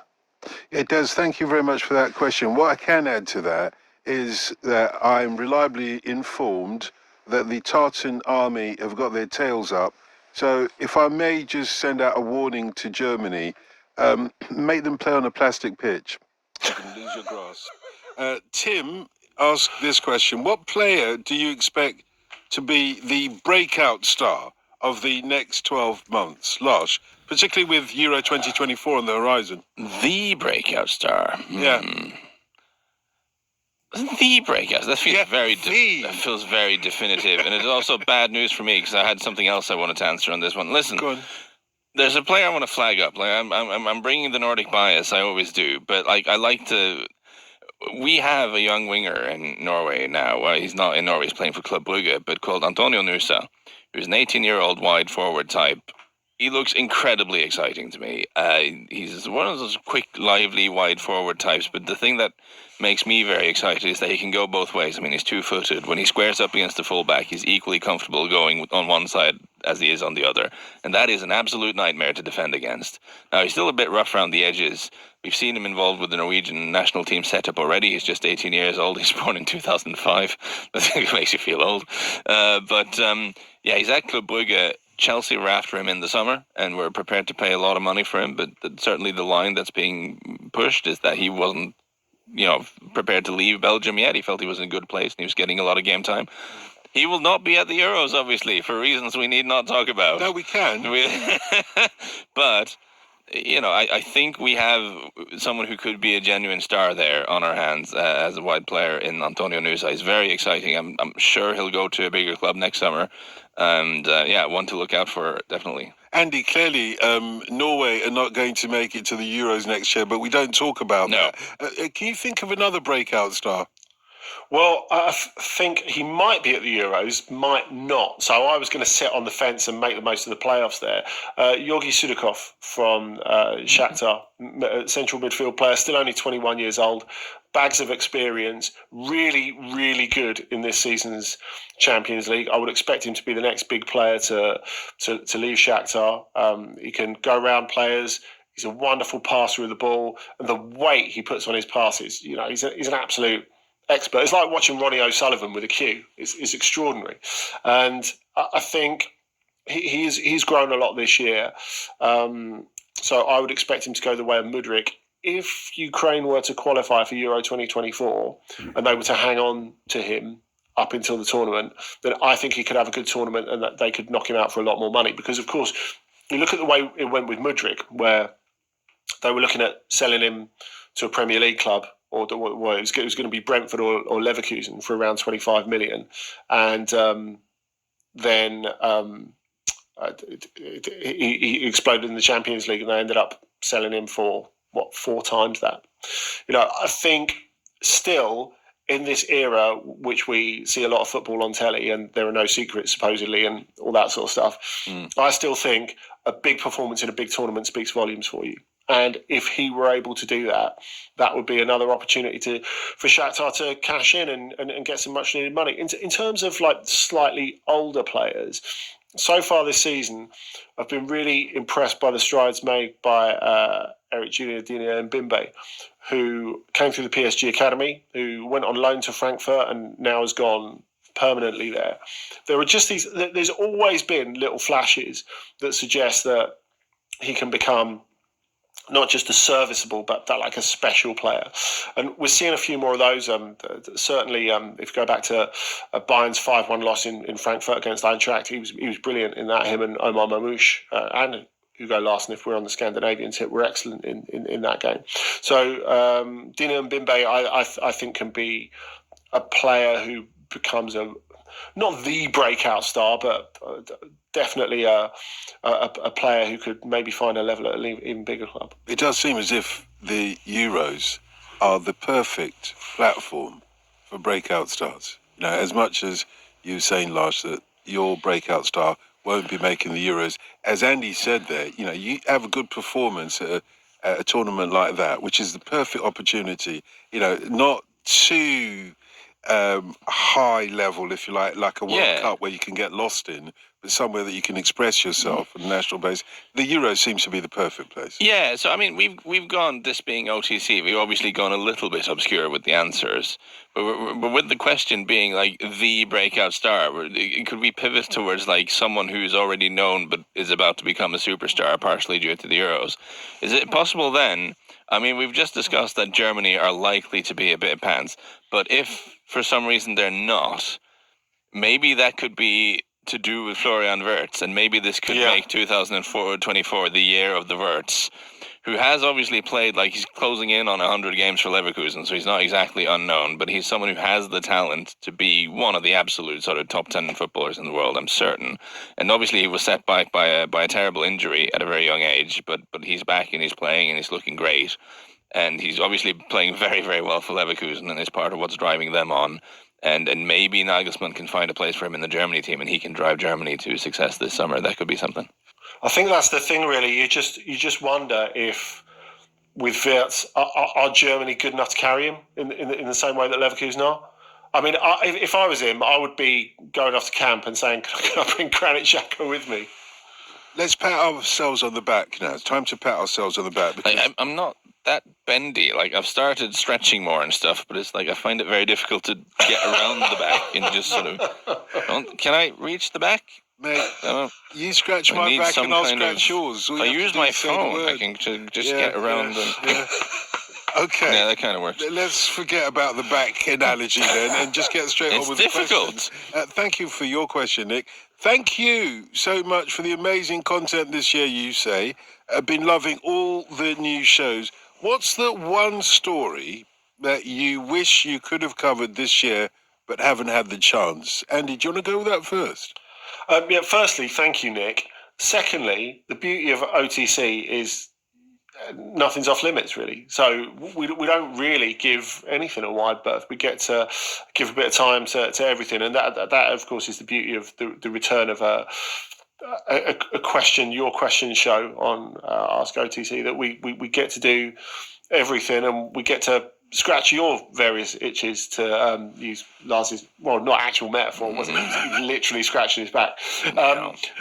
Maybe the ones I would have liked to do more on, Thiago Motta at Bologna, because I think he is going to turn into a terrific coach. Obviously already linked with the PSG job. Fortunately, he has been spared that and been able to progress his career. And obviously they're pushing up towards Champions League places. So he's doing something really right.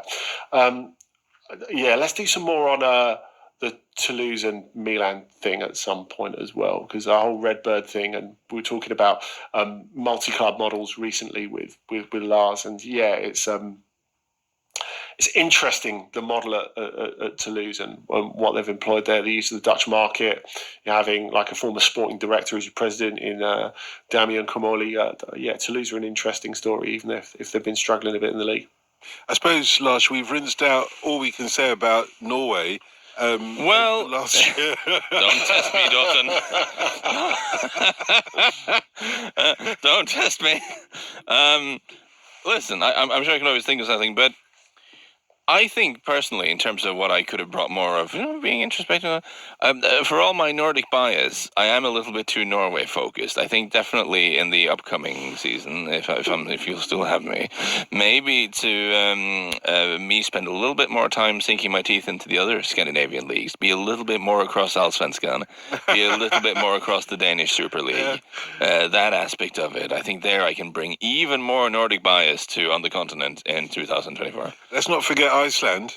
Yeah, no, absolutely. Or even like the Faroes, get some Klaksvik up in here. There you go. Yeah, the Finnish will be saying, "What about us?" Yeah, well, I'm planning to go to Finland at some point next year. Maybe doing at the match at Hoyeko or something. Who knows? All I can say is Satan Perkele. Well, that's it. Perkele. Vittu satana. That is our final Ask OTC of 2023. You can find Lars on Twitter at Lars Siverston. Thank you so much for listening to the shows, sending in your questions and supporting On the Continent throughout the year. We really appreciate it. And we'll be back next Thursday, as always, to see what the new year has in store for European football. And remember, if you'd like to ask a question, you can always contact us at any time at Radio Dotton, at Andy Brassel, and at OTC Pod, or you can email us otc@footballramble.com.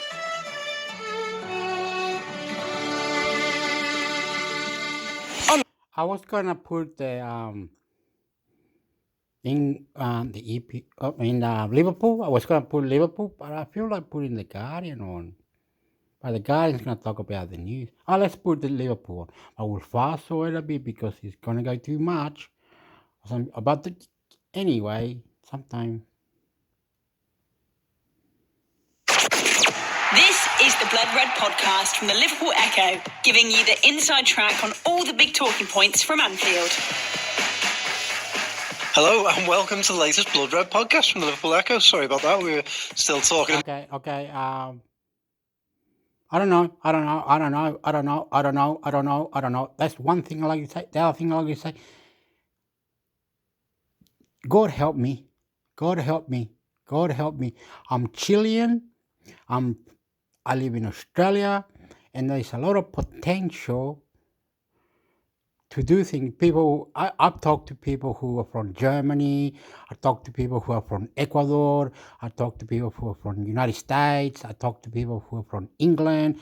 I talked to people from all around the world, right?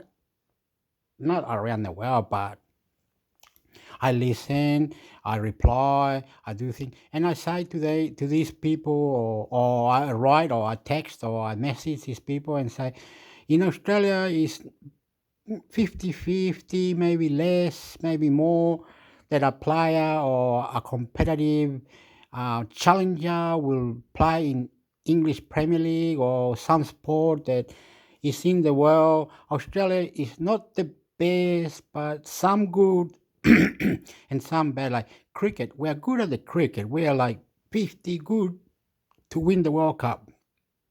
Cricket. In football, soccer, we are very, very slow. We're not creative, but we're there. We're there. We done well. We went 1-0 to France on the World Cup. Australia did that. There's many positive things about Australia, like surfing, swimming, running, biking, motorbikes, car racing, many, many things. But we are good. We are competitive to the world. We are very, very good, but we're not number one or number two or number three. Nothing like that. Sometimes we win swimming because we are the champion. We are the champion. Sometimes we win this, we win that, but only because we were winning anyway in the long runs, like fair play and all this stuff. But we're not the best. We're not getting paid as much. A rugby league player is killing himself. A rugby union player is killing himself, right? And some guy, I can't believe what he said, but I'm not gonna repeat. But this is what I'm gonna say about rugby union and rugby league in Australia. I am sorry. You're only getting close to 1 million, maybe a little bit more than 1 million, and that's it. Okay? And they said, "What are you so angry about that they're only getting a little bit more than 1 million?" Okay, I'm going to say, if you go to America, when they send an Australian rugby league player there, he was killing it. His name is Jared Haynes, or he's in big shit now. But anyway, he was killing it. So as soon as his 6 months trial ran, they said, "Nah, get him out of there. Get him out of there. Straight away. The rugby league player went to play American football and he killed it, right? He was killing it. Go to YouTube and write Jared Haynes, or however you spell him, rugby league player, went to play in America. And then another thing was court cases. He had problems with, fuck. Now he's in jail, I think. I don't know. But anyway, when you play rugby league or rugby union, no pads, mate. No pads. And there's no stopping like, oh yeah, we better stop now, the referee, all the America. You have a problem with your game, you're stopping it and whatever. And Russia, they're making new games, are we? Are we making some rugby, tackle, or basketball game? I don't know. Anyway. Now, Liverpool. Let's get to Liverpool. Well, Australia, before I go, Australia is very good at every sport, but anyone can beat Australia. Australia is simple. Australia is simple. Australia is how you going. Australia is not, but good. It's good. But the thing, I don't know, whatever you want to say, but Australia's got sexy people. People are sexy. People are fantastic. Okay, well, Premier. What am I doing? Okay, games are on right now. The games are on Manchester City, Sheffield United. Okay, I can see on the side it says Wolverhampton 3, Everton 0. Manchester City 2, Sheffield United 0. Crystal Palace 3, Brentford 1. Aston Villa 2, Burnley 2. And there's other English Premiership. I don't know. And then there's got Portuguese, India versus Australia in the women, in the cricket. Here's more games. Aston Villa, yeah, Singletary, English National League. What's the English? England's got National League. England. I don't know about England. AUE, Kingston, KFC, 0-0, he says. Anyway, there's all this game on. Okay, we're going to do the Liverpool thing. Liverpool. I'm sorry to say, Liverpool. Well, Manchester United playing Sheffield United right now. Crystal Palace, Brentford playing now. Aston Villa, Birmingham. Semi-Australia game. Wolverhampton, Everton, and then Nottingham Forest, Manchester United. That's coming in an hour or two. Tomorrow is Tottenham, Bournemouth, Fulham, Arsenal. 1st of January, Liverpool, Newcastle. Should I say on the 31st of December on Sunday is Tottenham, Bournemouth. We think Tottenham can beat Bournemouth on the 31st of December, which is Sunday. Fulham, Arsenal, 31st of December, Sunday. Fulham, Arsenal. We think Arsenal should beat Fulham. Why not? And here on the 1st of January, I can see Liverpool playing Newcastle. Well, that's going to be a very tough match, but we should think that Liverpool should do Newcastle over. Okay, then on the 2nd of January, which is Tuesday, is West Ham United, Brighton. Okay, West Ham United, Brighton. I think it's going to be a draw, okay? Then 13th of January, Chelsea, Fulham. Chelsea should beat Fulham, okay? But sometimes that's how I see it, okay? That's all it says. Right, what else do I need to... Anyway, let's put this podcast on. Everyone, don't forget, this in years to come, in many, I don't know, I've talked too much. I am ridiculous, got a headache now. I really got a headache. My head is shaking. I'm so nervous. Okay, I'm going to play this. These people are from God. Are from God and God, only God. My country, Chile, here in Australia, we are soft. In Chile, we are soft. Okay? We got beautiful players over there, rugby union, rugby league. We don't have cricket in Chile. We don't have netball in Chile. We should introduce new sport in Chile. We should see why Chile got Alex Sanchez, the idiot who used to be fantastic. Arturo Vidal used to be fantastic. Many others used to be fantastic. But I can't say the word because I'm going to start swearing in a minute. And Chile has not entered the World Cup or has not upped the level to beautiful players and champion, okay, like weightlifting or horse riding or wave the gun, throw the thing in the air, boom, you shoot the target. Well, we need to lift our game in Chile, and in Chile we are hopeless in many sports, but saying that, maybe they cannot get upset. Oh no, we're not hopeless. There was 100 players running the marathon, and our Chilean player, they did the swimming and the running and the bike, and we came 29 out of 100. And I went, what's that? What's that, mate? What's good about that? And the Chilean guy must say, you're an idiot. You don't even know what you're talking about. 29 is good out of 100. And then you have to say, oh yes, I am sorry, okay? The same shit every year. They go boxing and they go, the Chilean guy's got a beautiful boxer. Yeah, he's winning, he's doing it all. So he went Argentina, Brazil, Bolivia, Ecuador, then went two, until he got to United States, the boxer, right?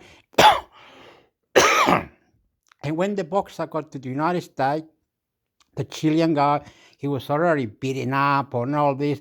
Got there and they said he's gonna fight this big black guy, and wow, here we go. The big black guy should knock him out, and it was true. The Chilean guy was already scared, was already out of control, couldn't. You know what I mean? It lasted until the 4th round. I remember the 4th round, and on the 4th round, boom, got her. Got knocked out or whatever it was. I saw the towel. They threw the towel. They said, that's enough now. Look at your eye. Look at you. You're fucked. The Chilean guy said, well, there you go. And again, they were saying, oh, but we lost at the 4th round, and I couldn't go anymore. I tried to go, but my coach, he stopped the fight. I went, yeah, so what? What did you? Whatever. That's what you when you're watching it. Like I saw the rugby union team. It was Chile, and they made it to the Rugby Union World Cup. Chile, and every game they lost like 60-0, 39-10, 50-11, or whatever. They keep losing high numbers. And the Chilean team was going, well, yeah, we're pro. I'm going, what a fucking idiot. And then I have to go, oh my God, what? Oh my God. I'm going against my Chilean team. I'm going against everything Chile does. I'm going nuts. I'm doing it here in Australia as well. I'm going nuts. Oh, they don't play good tennis. They don't do this. And then when I see that celebration, they lost, okay? The Australian lost on the Davis Cup, on the Davis Cup tennis. They lost, and then I'm going. Then they said, yeah, we done good. We beat so many, and we got to there, and then we lost. And then you think, oh, that's hopeless. That doesn't give you an award. It doesn't give you a title or anything. You know what I mean? When you come 4th in the table, and you're supposed to at least come 3rd, because then you get a medal, but you came 4th, and they said, oh, well, in FIFA World Cup, if you come 4th, you still remember for coming 4th, but in other sports, it's only 1, 2, 3. And I'm going, okay, 1, 2, 3. Okay, let's stop. Okay, anyway, Europeans are paying a lot of money for the football. And that is another issue that I really don't understand, how FIFA doesn't allow to have a Super League or Super Champion League or something very big over there, where the highest of the highest can only play on the highest of the highest. Okay, you think you want to pay money? Play on this league where you have to pay so much more, extra. And this goes for the whole year, this competition. You play 3 times in your table. Each team, there's 6 in each team. There's only 3 tables or whatever, A, B, C, and it's called Super League. Why don't you create something incredible? What are you laughing about? Scotland. Oh, I swear that Scotland's got beautiful team. I don't know the names, but Scotland. Everybody doesn't talk about Scotland. German, Portugal, Russia. What's this? The Euro National League. The Euro. At the moment, there are no broadcasts on the table. What happened? December nothing. November nothing. September nothing. August nothing. July nothing. June.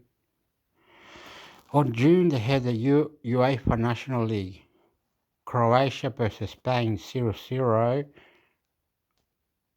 On June, Netherlands 2, Italy 3, Spain 2, Italy 1, Netherlands 2, Croatia, HRB 2. Anyway, I don't know. Sometimes you have to just bite the bullet. I can just say that. Like, if one mistake is all it takes to lose the points, to not be whatever, why get so upset? stay focused, and be competitive. Alex Sanchez was focused when he was playing for Arsenal, but he lost his touch. That's the problem with the Chilean soccer football, because they win Copa America on 2015, 2016. They win Copa America. They lost touch of feeling. They didn't play for 3 months or something. All the players weren't trained properly. They weren't nothing, and they lost touch, and they couldn't go to the Qatar World Cup and other World Cups.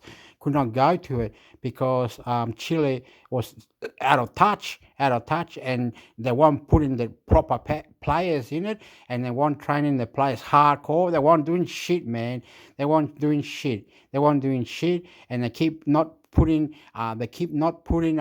Chilean coach. They believe there has to be someone else, like Brazilian or Argentinian or Uruguayan or something like that, because they look better and they talk better. So you know what I mean. And it's rigged. It's rigged in a way. It's rigged. Where FIFA is not allowed the fifth team that comes fifth on the table to qualify to the World Cup, doesn't let the fifth team. So there should be 5 South American, 5 Central American, more teams in the World Cup.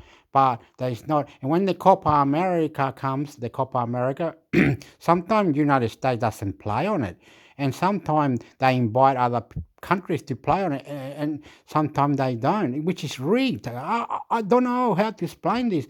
Like, I saw things that are rigged. But anyway, it's all about money. Anyway, I don't want to talk about money because it's disgusting. How can you be the best? You made that player. Oh yeah, you're paying me this, so if I don't play well, you'll be upset with me. Okay, we're not put you on the field because you were playing horrible. Anyway, it's like that. Us Chilean, us Australian, we are competitive, but you just have to confine or look at that player and you say, this one looks all right. Let's see, we put him up here into a European country like Scotland or Russia or somewhere, you know what I mean, like in France. But anyway, that player that was fantastic needs to cooperate and train harder, do harder, make an effort for at least 10 to 9 years while he's playing professional football. But if he doesn't, if the player was picked to go to Europe and only does 2, 3, 4, 5, 6, 7 years, good there, and then it becomes no energetic. If it just keeps going wrong. Those are the problem. Alex Sanchez, Arturo Vidal, Nadal, many players. I don't know the names of the Australian, but we can make something out of it. I know we can. We can do many things. We're not lazy. We're not stupid, and we need to have the younger ones to have a academy to be more for the future. But we don't, because the problem is the government and the sport are tied up, too busy, and they won't help football. You understand? FIFA needs to go to Chile. FIFA needs to go to Australia. England needs to come and visit. And beautiful thing like America should come here and bring whatever it is, every shop that they want to, or Amazon or YouTube or whoever, and all these things. They should bring it on to Australia or talk with China, be more nicer. I love you. Happy New Year. Happy New Year. Happy New Year. I'm Intimis Hector. The inside track on all the big... But yeah...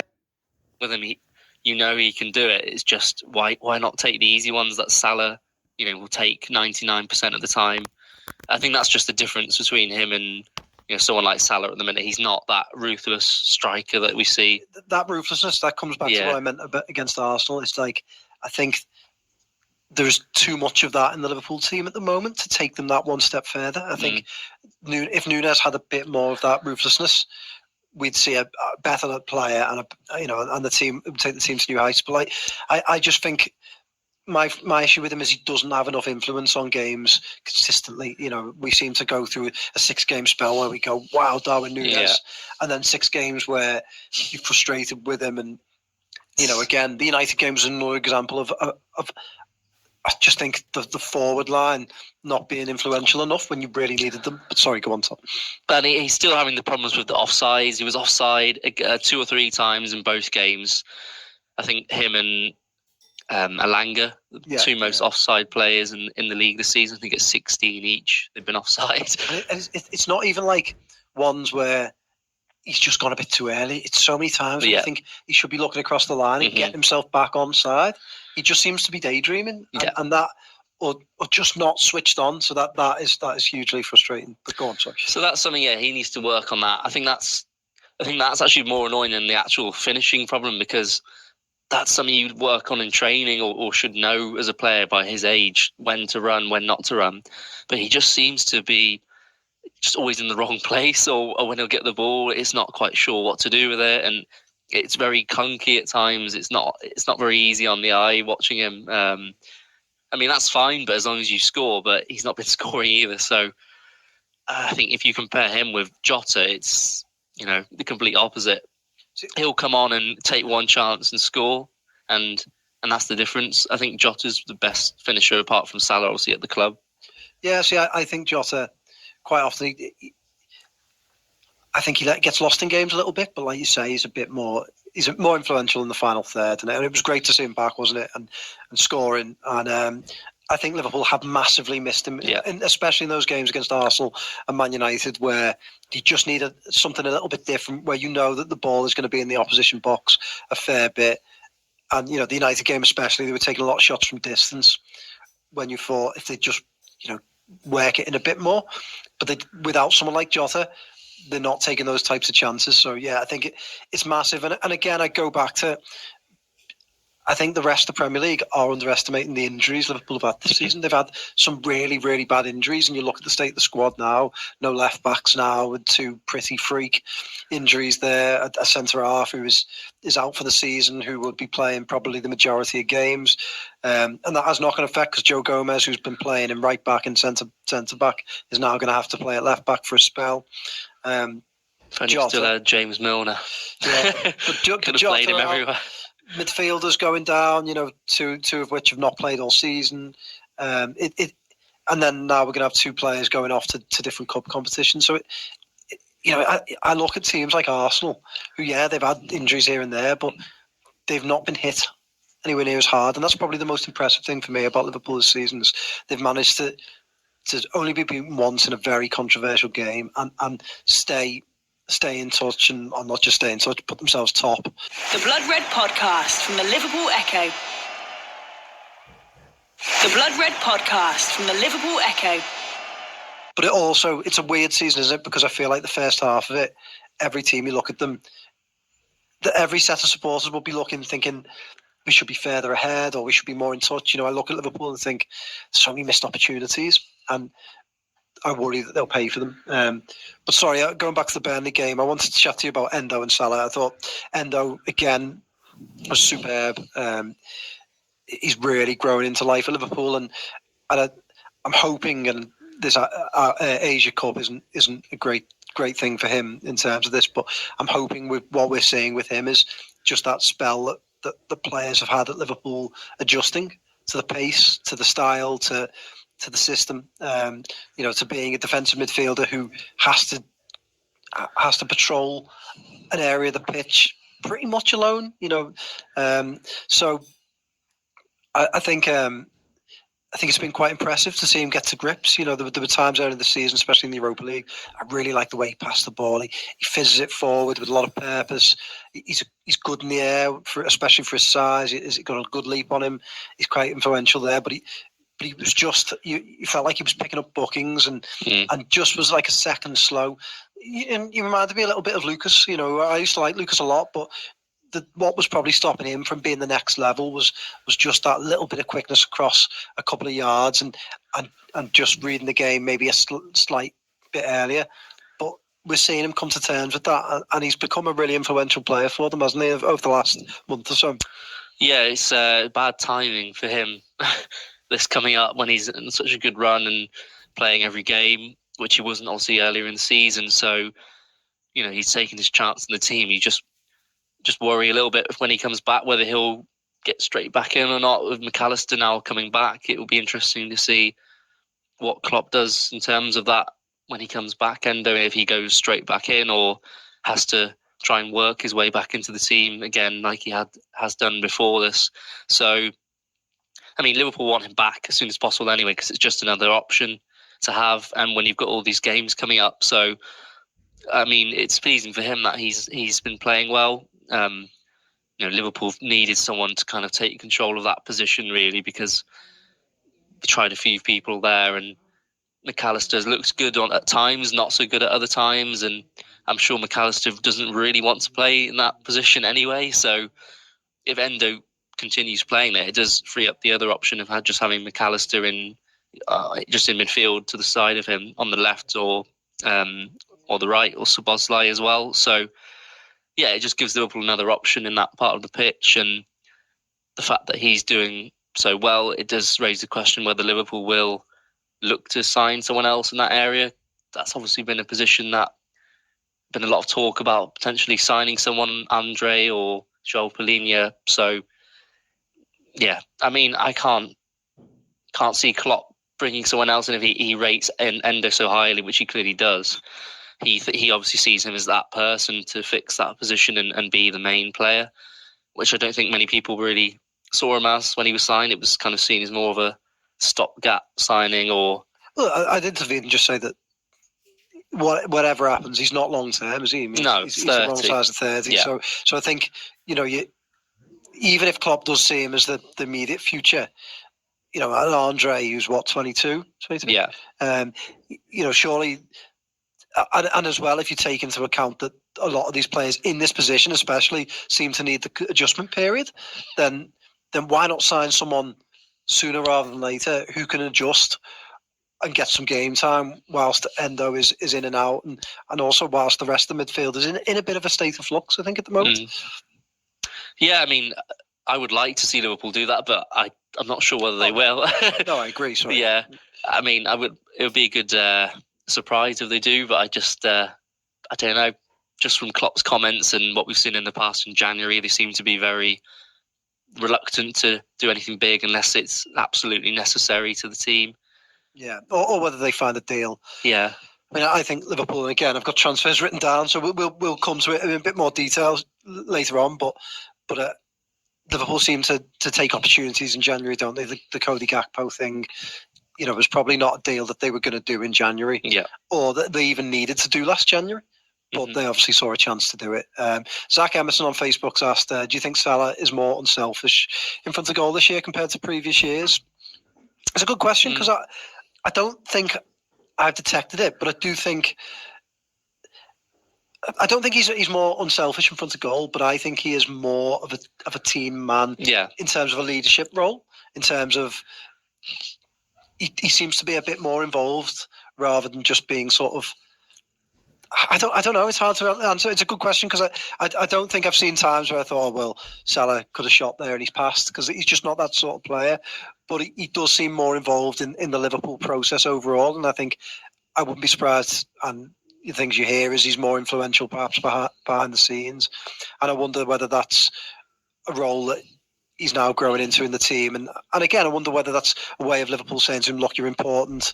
Saudi are going to come knocking again, maybe next summer.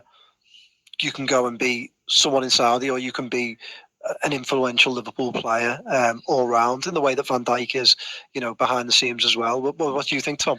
Yeah, I think he's been definitely guilty of that in the past. Like when Firmino and Mane were up front of him, there were times where you think you need to pass that, and he would just try and take the shot on. My only thing with him is, I think the assists sort of speak for themselves in terms of he is more of a team player, but the one thing I don't like from him in terms of a selfish point of view is that reaction we see sometimes when he gets subbed off, and it's almost like, you can't take me off. It's throwing a bit of a strop. I think he did it the first game of this season at Chelsea, if I'm not wrong. Yeah. He's done it a few times before, and I just don't like that. It kind of reminds me a bit of Ronaldo, that kind of arrogance and of I'm too good to be taken off. So, I don't like that. I find that a bit annoying, to be honest.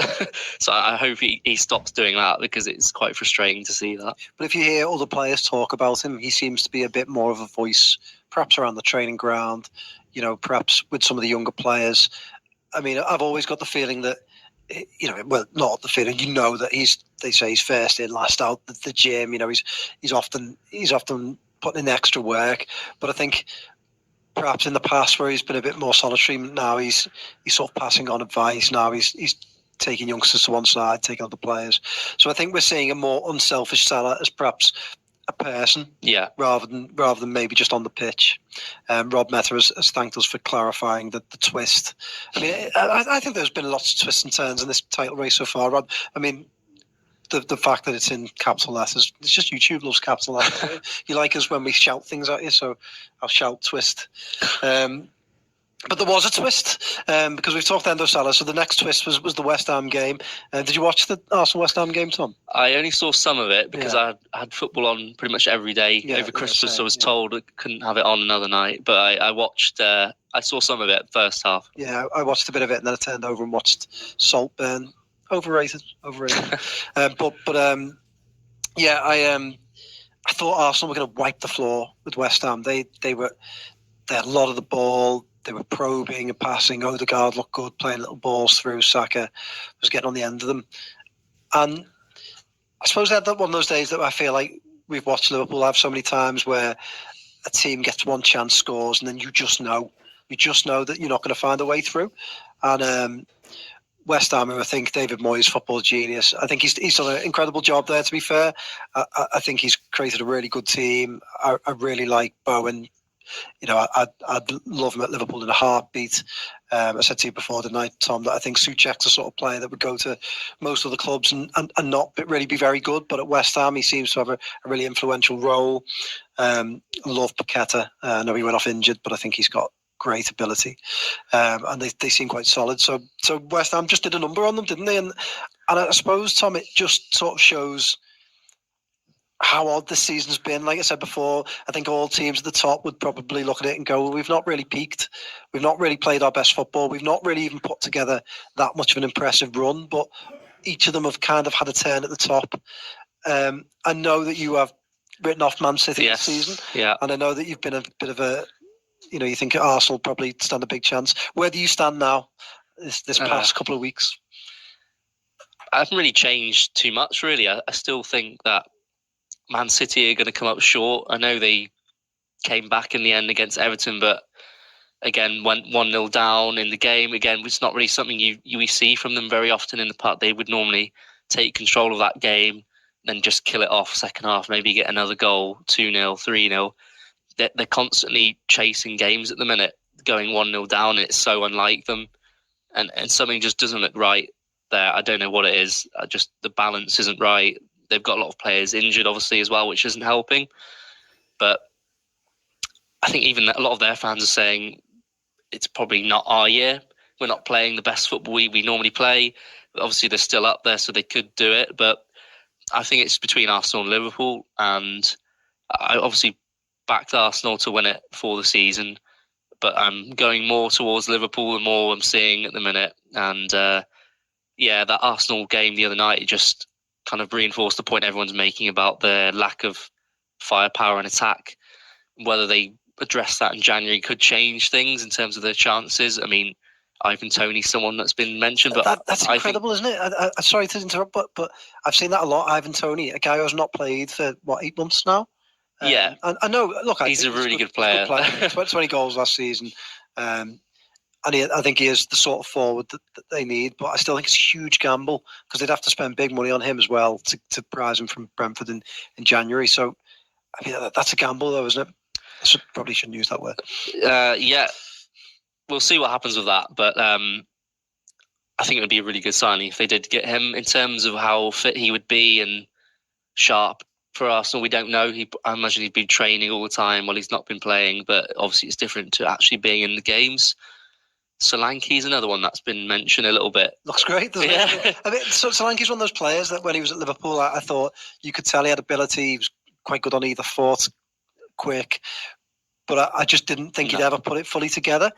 And when Liverpool got 19 million for him from Bournemouth, you were like, God, Michael Edwards. That was at the time when Michael Edwards seemed to, he could sell anything, couldn't he, for a big fee?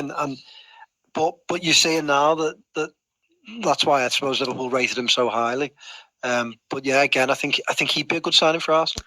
Yeah, and if they get someone like that, it changes things a little bit, because Jesus has never really been that clinical striker in front of goal. He was great at City in terms of linking up with the other forwards, and then Aguero or Sterling, someone else would score the goals, but he was never really that 20 goal a season striker. He's never been that, and I think Arsenal fans were thinking that he was going to be that for them, and he's not. So they haven't really got a great goal scorer, so that could be the only thing that holds them back, along with the goalkeeper. I think those are the two areas of concern for them. Yeah, I still think, the way I see this title race, I still think you're mad to write off Man City. I mean, we've seen so many times, whether it's 6 points, 7 points, that they come back from and they just put together a stupid run in the second half of the season where they go and go and win an incredible amount of games in a row. So I will never write them off. And I think with De Bruyne coming back, Haaland, he's had fitness problems, but he generally doesn't miss a great deal of games, or certainly didn't last season. So with those sorts of things to fall into place for them, I just think City will go on a run. They always do. I don't think there's no evidence to suggest they won't. There's more evidence to suggest that they will, but go on. But the thing you're saying about Tony, De Bruyne's not played for months, so he's not going to be sharp when he comes back either. But he already knows the Man City system. We already know how good he is. And with respect to Ivan Toney, I think De Bruyne's one of the best. You could probably put him in when he's playing the top 5 footballers on the planet. I just think that Man City are the biggest hurdle either Arsenal or Liverpool have got to overcome. The great thing for Liverpool is they'll have Man City to play at home. Yeah. And I think that's massive. Arsenal have to go to the Etihad, and that's why I think Liverpool at home, when Anfield knows how important it will be, could be huge in this title race. The last few times it's been Liverpool going to City around like April time, around when the title's still on the line, and that's never a good position to be in. So that could be a big difference, like you say. Yeah, Arsenal really impressed me. I think they added the players that they needed in the summer. I love Declan Rice. I think I'm very jealous of him. I think he'd be an incredible player for Liverpool, exactly what they need. A leader, he's strong, he covers the ground well, he's a good passer, he can drive forward, good tackler, can play at centre-half. There's so many great things to like about Declan Rice. Saliba, I thought in the Liverpool game, Saliba was absolutely superb. And I haven't watched Saliba that closely, so that was the first time I really thought, I'll keep an eye on him, and I thought, brilliant. And I love Saka and Odegaard. I think are great players, and they've impressed me with a bit more steel at times this season. But I still think Arsenal have got.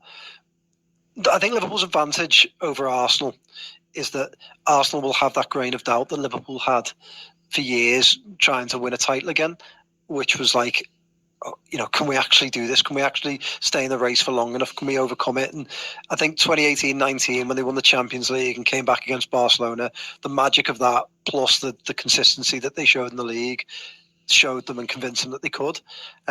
I'm not sure Arsenal have had that moment where that's convinced them yet that they're good enough to last the distance. I think, if anything, last season may have given them some doubts. And the way that we react now with football, if someone goes 3 points ahead, we tell them that they've bottled it if they lose the title. I don't think Arsenal bottled it last season, but I think they're all psychological things that will have a bearing. Man City, obviously, we know what they can do, but Liverpool have got a balance of players who've won it before, the likes of Salah and Van Dijk, Alisson, Trent, Robertson. I think all of those players could be hugely influential because they know how to go the distance. And then they've also got a little bit of what Arsenal have got, in the sense they've got those younger, hungrier players like a Núñez, whose brand of chaos can sometimes frustrate, but also the enthusiasm to go out and win things, to take chances, I think is really important. So they've got a good blend there. And that could carry them through. But I think this next month is going to be huge with the African Cup of Nations and the Asia Cup and just some tricky fixtures. The League Cup semi-finals, of course. Paul Hexham on Facebook, thanks again, Paul, for the question and for listening, has asked, is Núñez better off coming off the bench due to his pace and he preferred to see Jota given a run of games, which I would probably agree with now if Salah wasn't going to the African Cup of Nations. I definitely think Núñez needs to be taken out the firing line. Yeah. If Jota was fit, he would have been. What do you think, Tom? Yeah, I think so. I think the problem Liverpool didn't have was just not having Jota available. Otherwise, I think Núñez would have been dropped because he just looked so ineffective the last sort of month or so up front. And Gakpo's not really been a great alternative at times, has he, either? Yeah, I don't know. I think he's a bit more... links up the play a bit better than Núñez. I think he just becomes a bit isolated and if it's not going well, he kind of sticks out as someone who's not really getting involved, whereas Gakpo can come a bit deeper and link up with the midfield, and I just think he's more intelligent player than Núñez in terms of what he's able to do. So, yeah, I think we'll see Jota starting pretty much every game now, hopefully, and then it will just be a case of Diaz, Gakpo, Núñez in terms of who goes where. Yeah. John McInerney on YouTube has said that we need to get bodies back, absolutely, and the front three need to step up in the absence of Mo, and that's exactly it, isn't it? I mean, Diaz, I think this season, has been a bit hot and cold, and I think we need to see him start scoring a few more goals. And I was stunned reading Doyley's piece the other day about Diaz that was only his second assist, I think, of the season. The other day against Burnley for Jota, so. That's just not. I don't think that's enough. I think you need, and Liverpool in the past, all three players have contributed with a great amount of goals or assists. So I think you need more from Diaz, and I think Diaz kind of gets away with it a little bit because of Núñez's sort of madness and ability to hog the headlines. I think Diaz is sort of obviously he's had a very difficult season on and off the pitch, but I think we'd like to see more of him, and obviously Jota stepping up now he's fit. Which brings us on really to January. Alison Williams on Facebook says a Winninger should be priority in January with Salah leaving for AFCON and potentially permanently next summer. And funnily enough, Alison, I think that's the sort of signing that wouldn't surprise me if Liverpool made. I think everyone's looking at centre-back, everyone's looking still at defensive midfield. But if we know anything about Liverpool, it's kind of to expect the unexpected. And I think in January they jump on things that they see a chance to do, and it wouldn't surprise me if they've had a winger in mind for 18 months or so and they see a chance to buy them and go and do it. I've got a feeling, Tom, that we'll come out of this window and they'll have bought somebody. It just might not be enough to really make a great difference. Yeah, I mean, it'll be interesting to see what they do and also what Man City... I actually think they're going to do some business in January because... we've seen it before with City. If they want a player, they'll just go and buy it. It doesn't matter what the price is. So Pep's probably looking at his team right now, thinking, I'm not happy with this. Calvin Phillips is going in January. So that's one less option from them from the bench. That was classic Man City. I mean, Liverpool spend 16 million on Endo and they persevere. Man City spend 50-odd million on a promising young England midfielder and he barely plays a game. Gets called fat by his manager and chucked to one side. And you look at the clubs, he's being linked with some big clubs as well, isn't he? So I'm fascinated to see Calvin Phillips, whether he goes on and makes something of himself. Hopefully this spell at City doesn't destroy him, but you do look at him and wonder if Liverpool had got their hands on him, could he have been a completely different player? The Blood Red Podcast from the Liverpool Echo. The Blood Red Podcast from the Liverpool Echo. Yeah, so I think they're going to probably sign a couple of players, I think. So that's a worry, and because they're usually pretty spot on with who they sign. And Arsenal, again, the same thing. I can see them bringing in at least 1-2 big names because I just think they'll see this as a big chance to push on and try and win the league. And Arteta's comments the other day even said that they're willing to spend. So I think Liverpool need to be a bit careful of not getting left behind in terms of you don't need to go and sign 4 players or 5 players for 50 million each, but one player could make a big difference. Even if it's just doesn't really matter which position, just a bit more depth in any position would be helpful at this point of the season because we know there's going to be more injuries along the way. There always seems to be. So yeah, I don't think it can harm to have another player coming in. Absolutely, I agree 100%. And I think whenever you look at the times Liverpool have kicked on the second half of the season, last year Gakpo, and he made a difference. He scored about 7 goals in the second half of the season and just sort of gave Liverpool a bit of a bump. Van Dijk was massive, wasn't he, when he came in and kicked them on? Obviously, the years ago when they had Sturridge and Coutinho in the same window, even Minamino, in the title winning season, they signed Minamino and it sort of pushed them on. I think those sort of signings that supplement or just fill little gaps make a big difference. And Liverpool this year have a couple of obvious big gaps. And I think there's this weirdness about Klopp where he is very stubborn. If someone asks him in a press conference about transfers, he's almost like offended. Why do you always think about transfers? And I think, well, because the evidence is there to show that transfers, when you get them right, and Liverpool, to be fair to them, quite often get them right. The ones they get wrong are the ones they don't make. So like, I think for Liverpool, it's for Klopp, he shouldn't be so concerned about. No one's knocking anyone else in the squad. No one's saying that your other centre halves are rubbish. You need a centre half. People are just saying you're a bit light. And Konate is a great player, but gets injured a lot. Matip has been a brilliant servant, but is currently injured and was coming to the end of his deal. I think in midfield, Endo could be a great signing for 18 months, 2 years, but we know that he's not going to play for Liverpool for the next 6-7 years. So why are we not thinking about those things, and why is it not a natural thing to ask? So I think with Liverpool, I wish they were a little bit more aggressive, and I really hope that we don't look back at this January as a missed opportunity. Because, like you say, I was reading Arteta's quotes the other day about the January window, and he seemed quite bullish about them wanting to sign people. We know that Man City do, and Pep doesn't seem to have the same stigma around signing people. No. He seems to be able to coach and go, you know what, I'll still sign players. And then, obviously, I said to you before in the office, I find it hilarious that a club like Chelsea, Pochettino's talking about signing players when I know he's still new to the job, but God, they've signed that many players in the last 2-3 years. Surely he should be doing the opposite. He should be getting on the coaching on the field and coaching his players and making them better.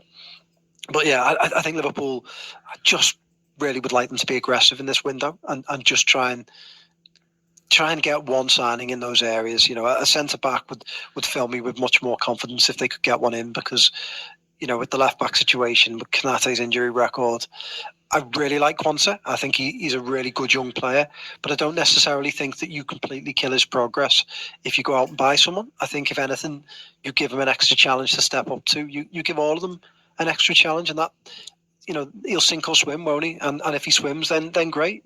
Then you moved Matip on, you moved Konate on. That's football. It's dog eat dog at times, but I think Liverpool should be a little bit more aggressive.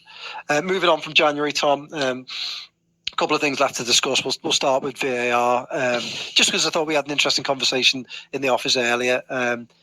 Would you get rid of it? Would you keep it? Would you make it better? Get rid of it. Yeah, me too. I really don't like it.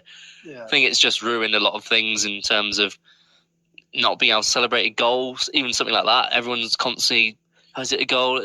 We see a player score, and the first thing you do now is have a look back at the linesman. Or saying that is the one successful bit about VAR, isn't it? I know, take the Diaz Tottenham thing out of it, but by and large, even if it's frustrating to see someone be offside by their elbow, at the same time, that is the bit where you can't really argue with it as much.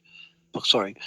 Well, I don't know. It's not as fun. It's not as fun. But no, it just takes all the fun out of it. Yeah. I just, if someone's offside by the fingertip or their elbow, just give it as a goal. It doesn't need to. Why advantage, are you? Why does it need to be perfect on every decision? Like, that's what it was brought in for, to make the right decision. But now we're being so precise about everything. The problem with offside is they can't not be precise. They can't go, well, that's only his fingertip, but we'll give the next one because it's his knee. I think they have to literally draw a line somewhere. But I agree. It's not fun, is it? It's not fun to go, you've just scored a great goal but everyone stopped because it's his toe or whatever. But I mean, the refereeing thing, I mean, I've never seen a season in history more than this one that almost fans of every club think there is some sort of agenda or conspiracy against their own football team. And that, again, is something that people have long thought, Liverpool fans thought in the 90s that Man United got every decision, but now you look at it and like Arsenal fans are there the other night because the West Ham goal, giving it, we don't get any decisions. Man City, we don't get any decisions. Liverpool, we don't get any decisions. It's Everton don't get any decisions. It's every club, and it's just amplified by this VAR nonsense where we watch everything over and over again, and we all say, well, that's obvious, that should have been a penalty, that shouldn't have been a penalty. The Everton one against Man City the other night, I think you'd be screaming for it if your team, would have had that shot. But I think the flip side of it is, if it's against you, you're saying, how can he get his hands out the way? It's just a nonsense, and it's so frustrating. And also, I don't think it's good for the league. I don't think it's good for the Premier League when they're constantly getting told they're corrupt. It's just not good. It's not a good look. It's not a good feeling. It's just terrible. Tom, anything to add? I mean, I would get rid of it. They're not going to get rid of it because they've invested all the money in the technology for it, but I'm not a fan at all. I think I don't enjoy watching it as much as before, I would say, in terms of before VAR. It just becomes tiring, like watching a game with all this stop-start, check this, check that, and then it's, again, the fine margins of being offside by the toe, and I just think I'm not a fan. I would get rid of it, but that's not going to happen. So Paul Hexman has completed the hat-trick, left foot, right foot header, and gone in with VAR isn't broken. It's the idiots. People are in charge of it. Look, Paul, I mean, no, I know that a lot of people in the comments won't agree with me, but I don't necessarily think it is the idiots are in charge of it. I just think anyone would struggle to. It is the most difficult and most. I don't know anyone who wants, well, Matt Addison, but anyone else who'd want to be a referee. I just think you will never ever win, and it's a terrible system that it's letting everyone down. It's letting the people who run it down, because I don't think they can do it well enough, because we're asking for something that isn't an exact science to be an exact science, and I think we've moved too far away with that from technology. We're going to wrap it up shortly, Tom, but before we do, really quickly, because we should pick a team ready for the Newcastle game, shouldn't we? So we'll do that, and we'll do our team of the year maybe on the next pod. I think that's one we can do in the new year. But go on, let's pick a team quickly for Newcastle. Alisson in goal. Yeah. Who's your back four? Well, I guess it's going to be Gomez, left back. Yeah, has to be. Probably Van Dijk, Quansah or Konate. Credit to Quansah, by the way, for making that question. Yeah. That's fair play to that. Yeah. I thought he was excellent at Burnley the other night. I can imagine it'll be Konate just because of the rotation, and then Trent, obviously. Yeah, I think. I think probably Konate just shades it, doesn't he, with the experience. But great, it's a bit great of a tough physical game against Newcastle, so it's probably better to have him in. Yeah, it's exactly. Yeah. Midfield three. I'm going to go first this time. Endo, Szoboszlai. Do you throw McAllister straight back in? I don't know, because we're going to need him a lot with Endo going off the Asia Cup. So I'll probably put Jones in your favourite. I'm going to put McAllister back in. I think he'll. The fact that he's been training, I think he's probably better than Klopp's letting on. Yeah. So I think McAllister, Szoboszlai, and Endo for the midfield. Yeah. Actually, quite excited to see that midfield. What now? I suppose McAllister coming back from injury, but now Endo's completely up to speed, and Ian McCartney's asking what the title twist is. It was West Ham. I mean, there's quite a lot of twists recently. Arsenal dropping points, Liverpool not winning either of those games. I mean, I think, maybe I'm wrong, I think this is quite an exciting title race, Ian, but thanks for asking. Watch the start of the pod. What's the start of the pod? Like watching the end of The Sixth Sense. Where are we up to? Our midfield. Quite excited to see that midfield in action. Szoboszlai, McAllister and Endo. Now they're up to speed. It's just a shame that Endo's going off. Who's your forward line? Salah's going to get one last game before he goes, so he's going to start. Definitely, yeah. Jota, start him, and Gakpo. Yeah, I think I agree. I agree. And Nunes had such an influence, didn't he, off the bench against Newcastle? I'm sure if you get into 70th minute and you need a goal. He's apologised. Sorry, Ian. Didn't mean to. He's apologised for joining late. Didn't mean to put you on the spot there. But no, thanks for listening and thanks for asking a question. Yeah, I think Nunes with his influence in the previous game. I just think, imagine if you Newcastle and he's coming off the bench, and if the game is 0-0 or 1-1 or whatever in the 70th minute, you probably wouldn't like to see him. So, yeah, I agree. And Gakpo, I think, is just playing himself into a bit of form. So I'd like to keep him in there. So, yeah, prediction. Well, Newcastle are not doing very well at the minute. They've got a lot of injuries. I think Liverpool have won the last 5 games between the teams. I think I'm going to say 3-0. 3-0, yeah. I'll say 2-0. I think, I think and hope Liverpool will just have a bit too much for Newcastle. I think they will have a little fight, Newcastle, because they are, like you say, they're under a lot of pressure at the moment. They've struggled, but I just think Liverpool got too much for them, and that will mean they'll go back top of the table, won't it? I'm assuming Arsenal win at Fulham, but it's frustrating that Arsenal get to play first and they play on Sunday. But hopefully Liverpool do win on Monday, go back top of the table. We'll leave it there. We'll be back next week. I'm not sure what day, because New Year's Day is Monday, so maybe Tuesday. And to discuss that game, to look ahead to a very, very busy January and to talk transfers. And I think we will try and do our team of the year as well, and our player of the year. But thanks for joining in. Thanks for everyone that sent in questions. We'll try and do more Q&A pods like this. I think it's quite fun to get people involved. And thanks for hanging on this week. I'm sorry for the delay on the pods. It's a bit of a time of change here at the Echo and at Reach, so hopefully we can get through it, and we do appreciate all your support. Hope you had a great Christmas with your families and your friends, and thanks very much, and see you in 2024. You've been listening to the Blood Red podcast from the Liverpool Echo.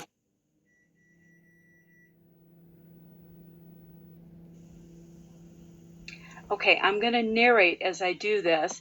Notice that the clock is ticking over here in the upper left-hand corner. Notice also that I have a... Okay, it's over. I must go now. Adios, amigos.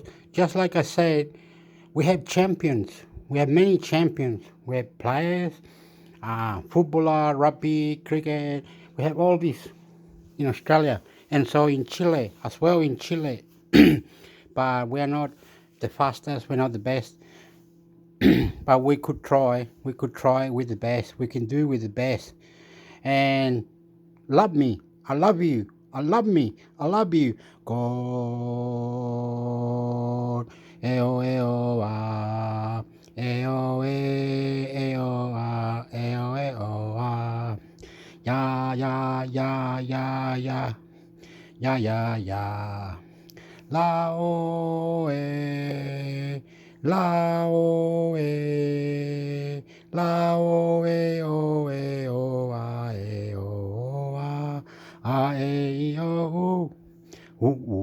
o, ole, hola, o, a, ole, hola, o,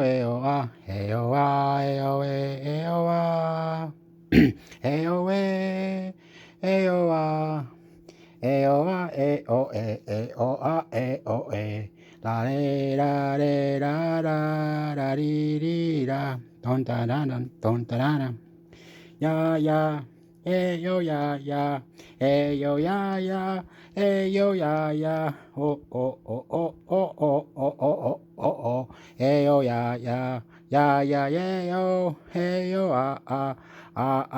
yo yo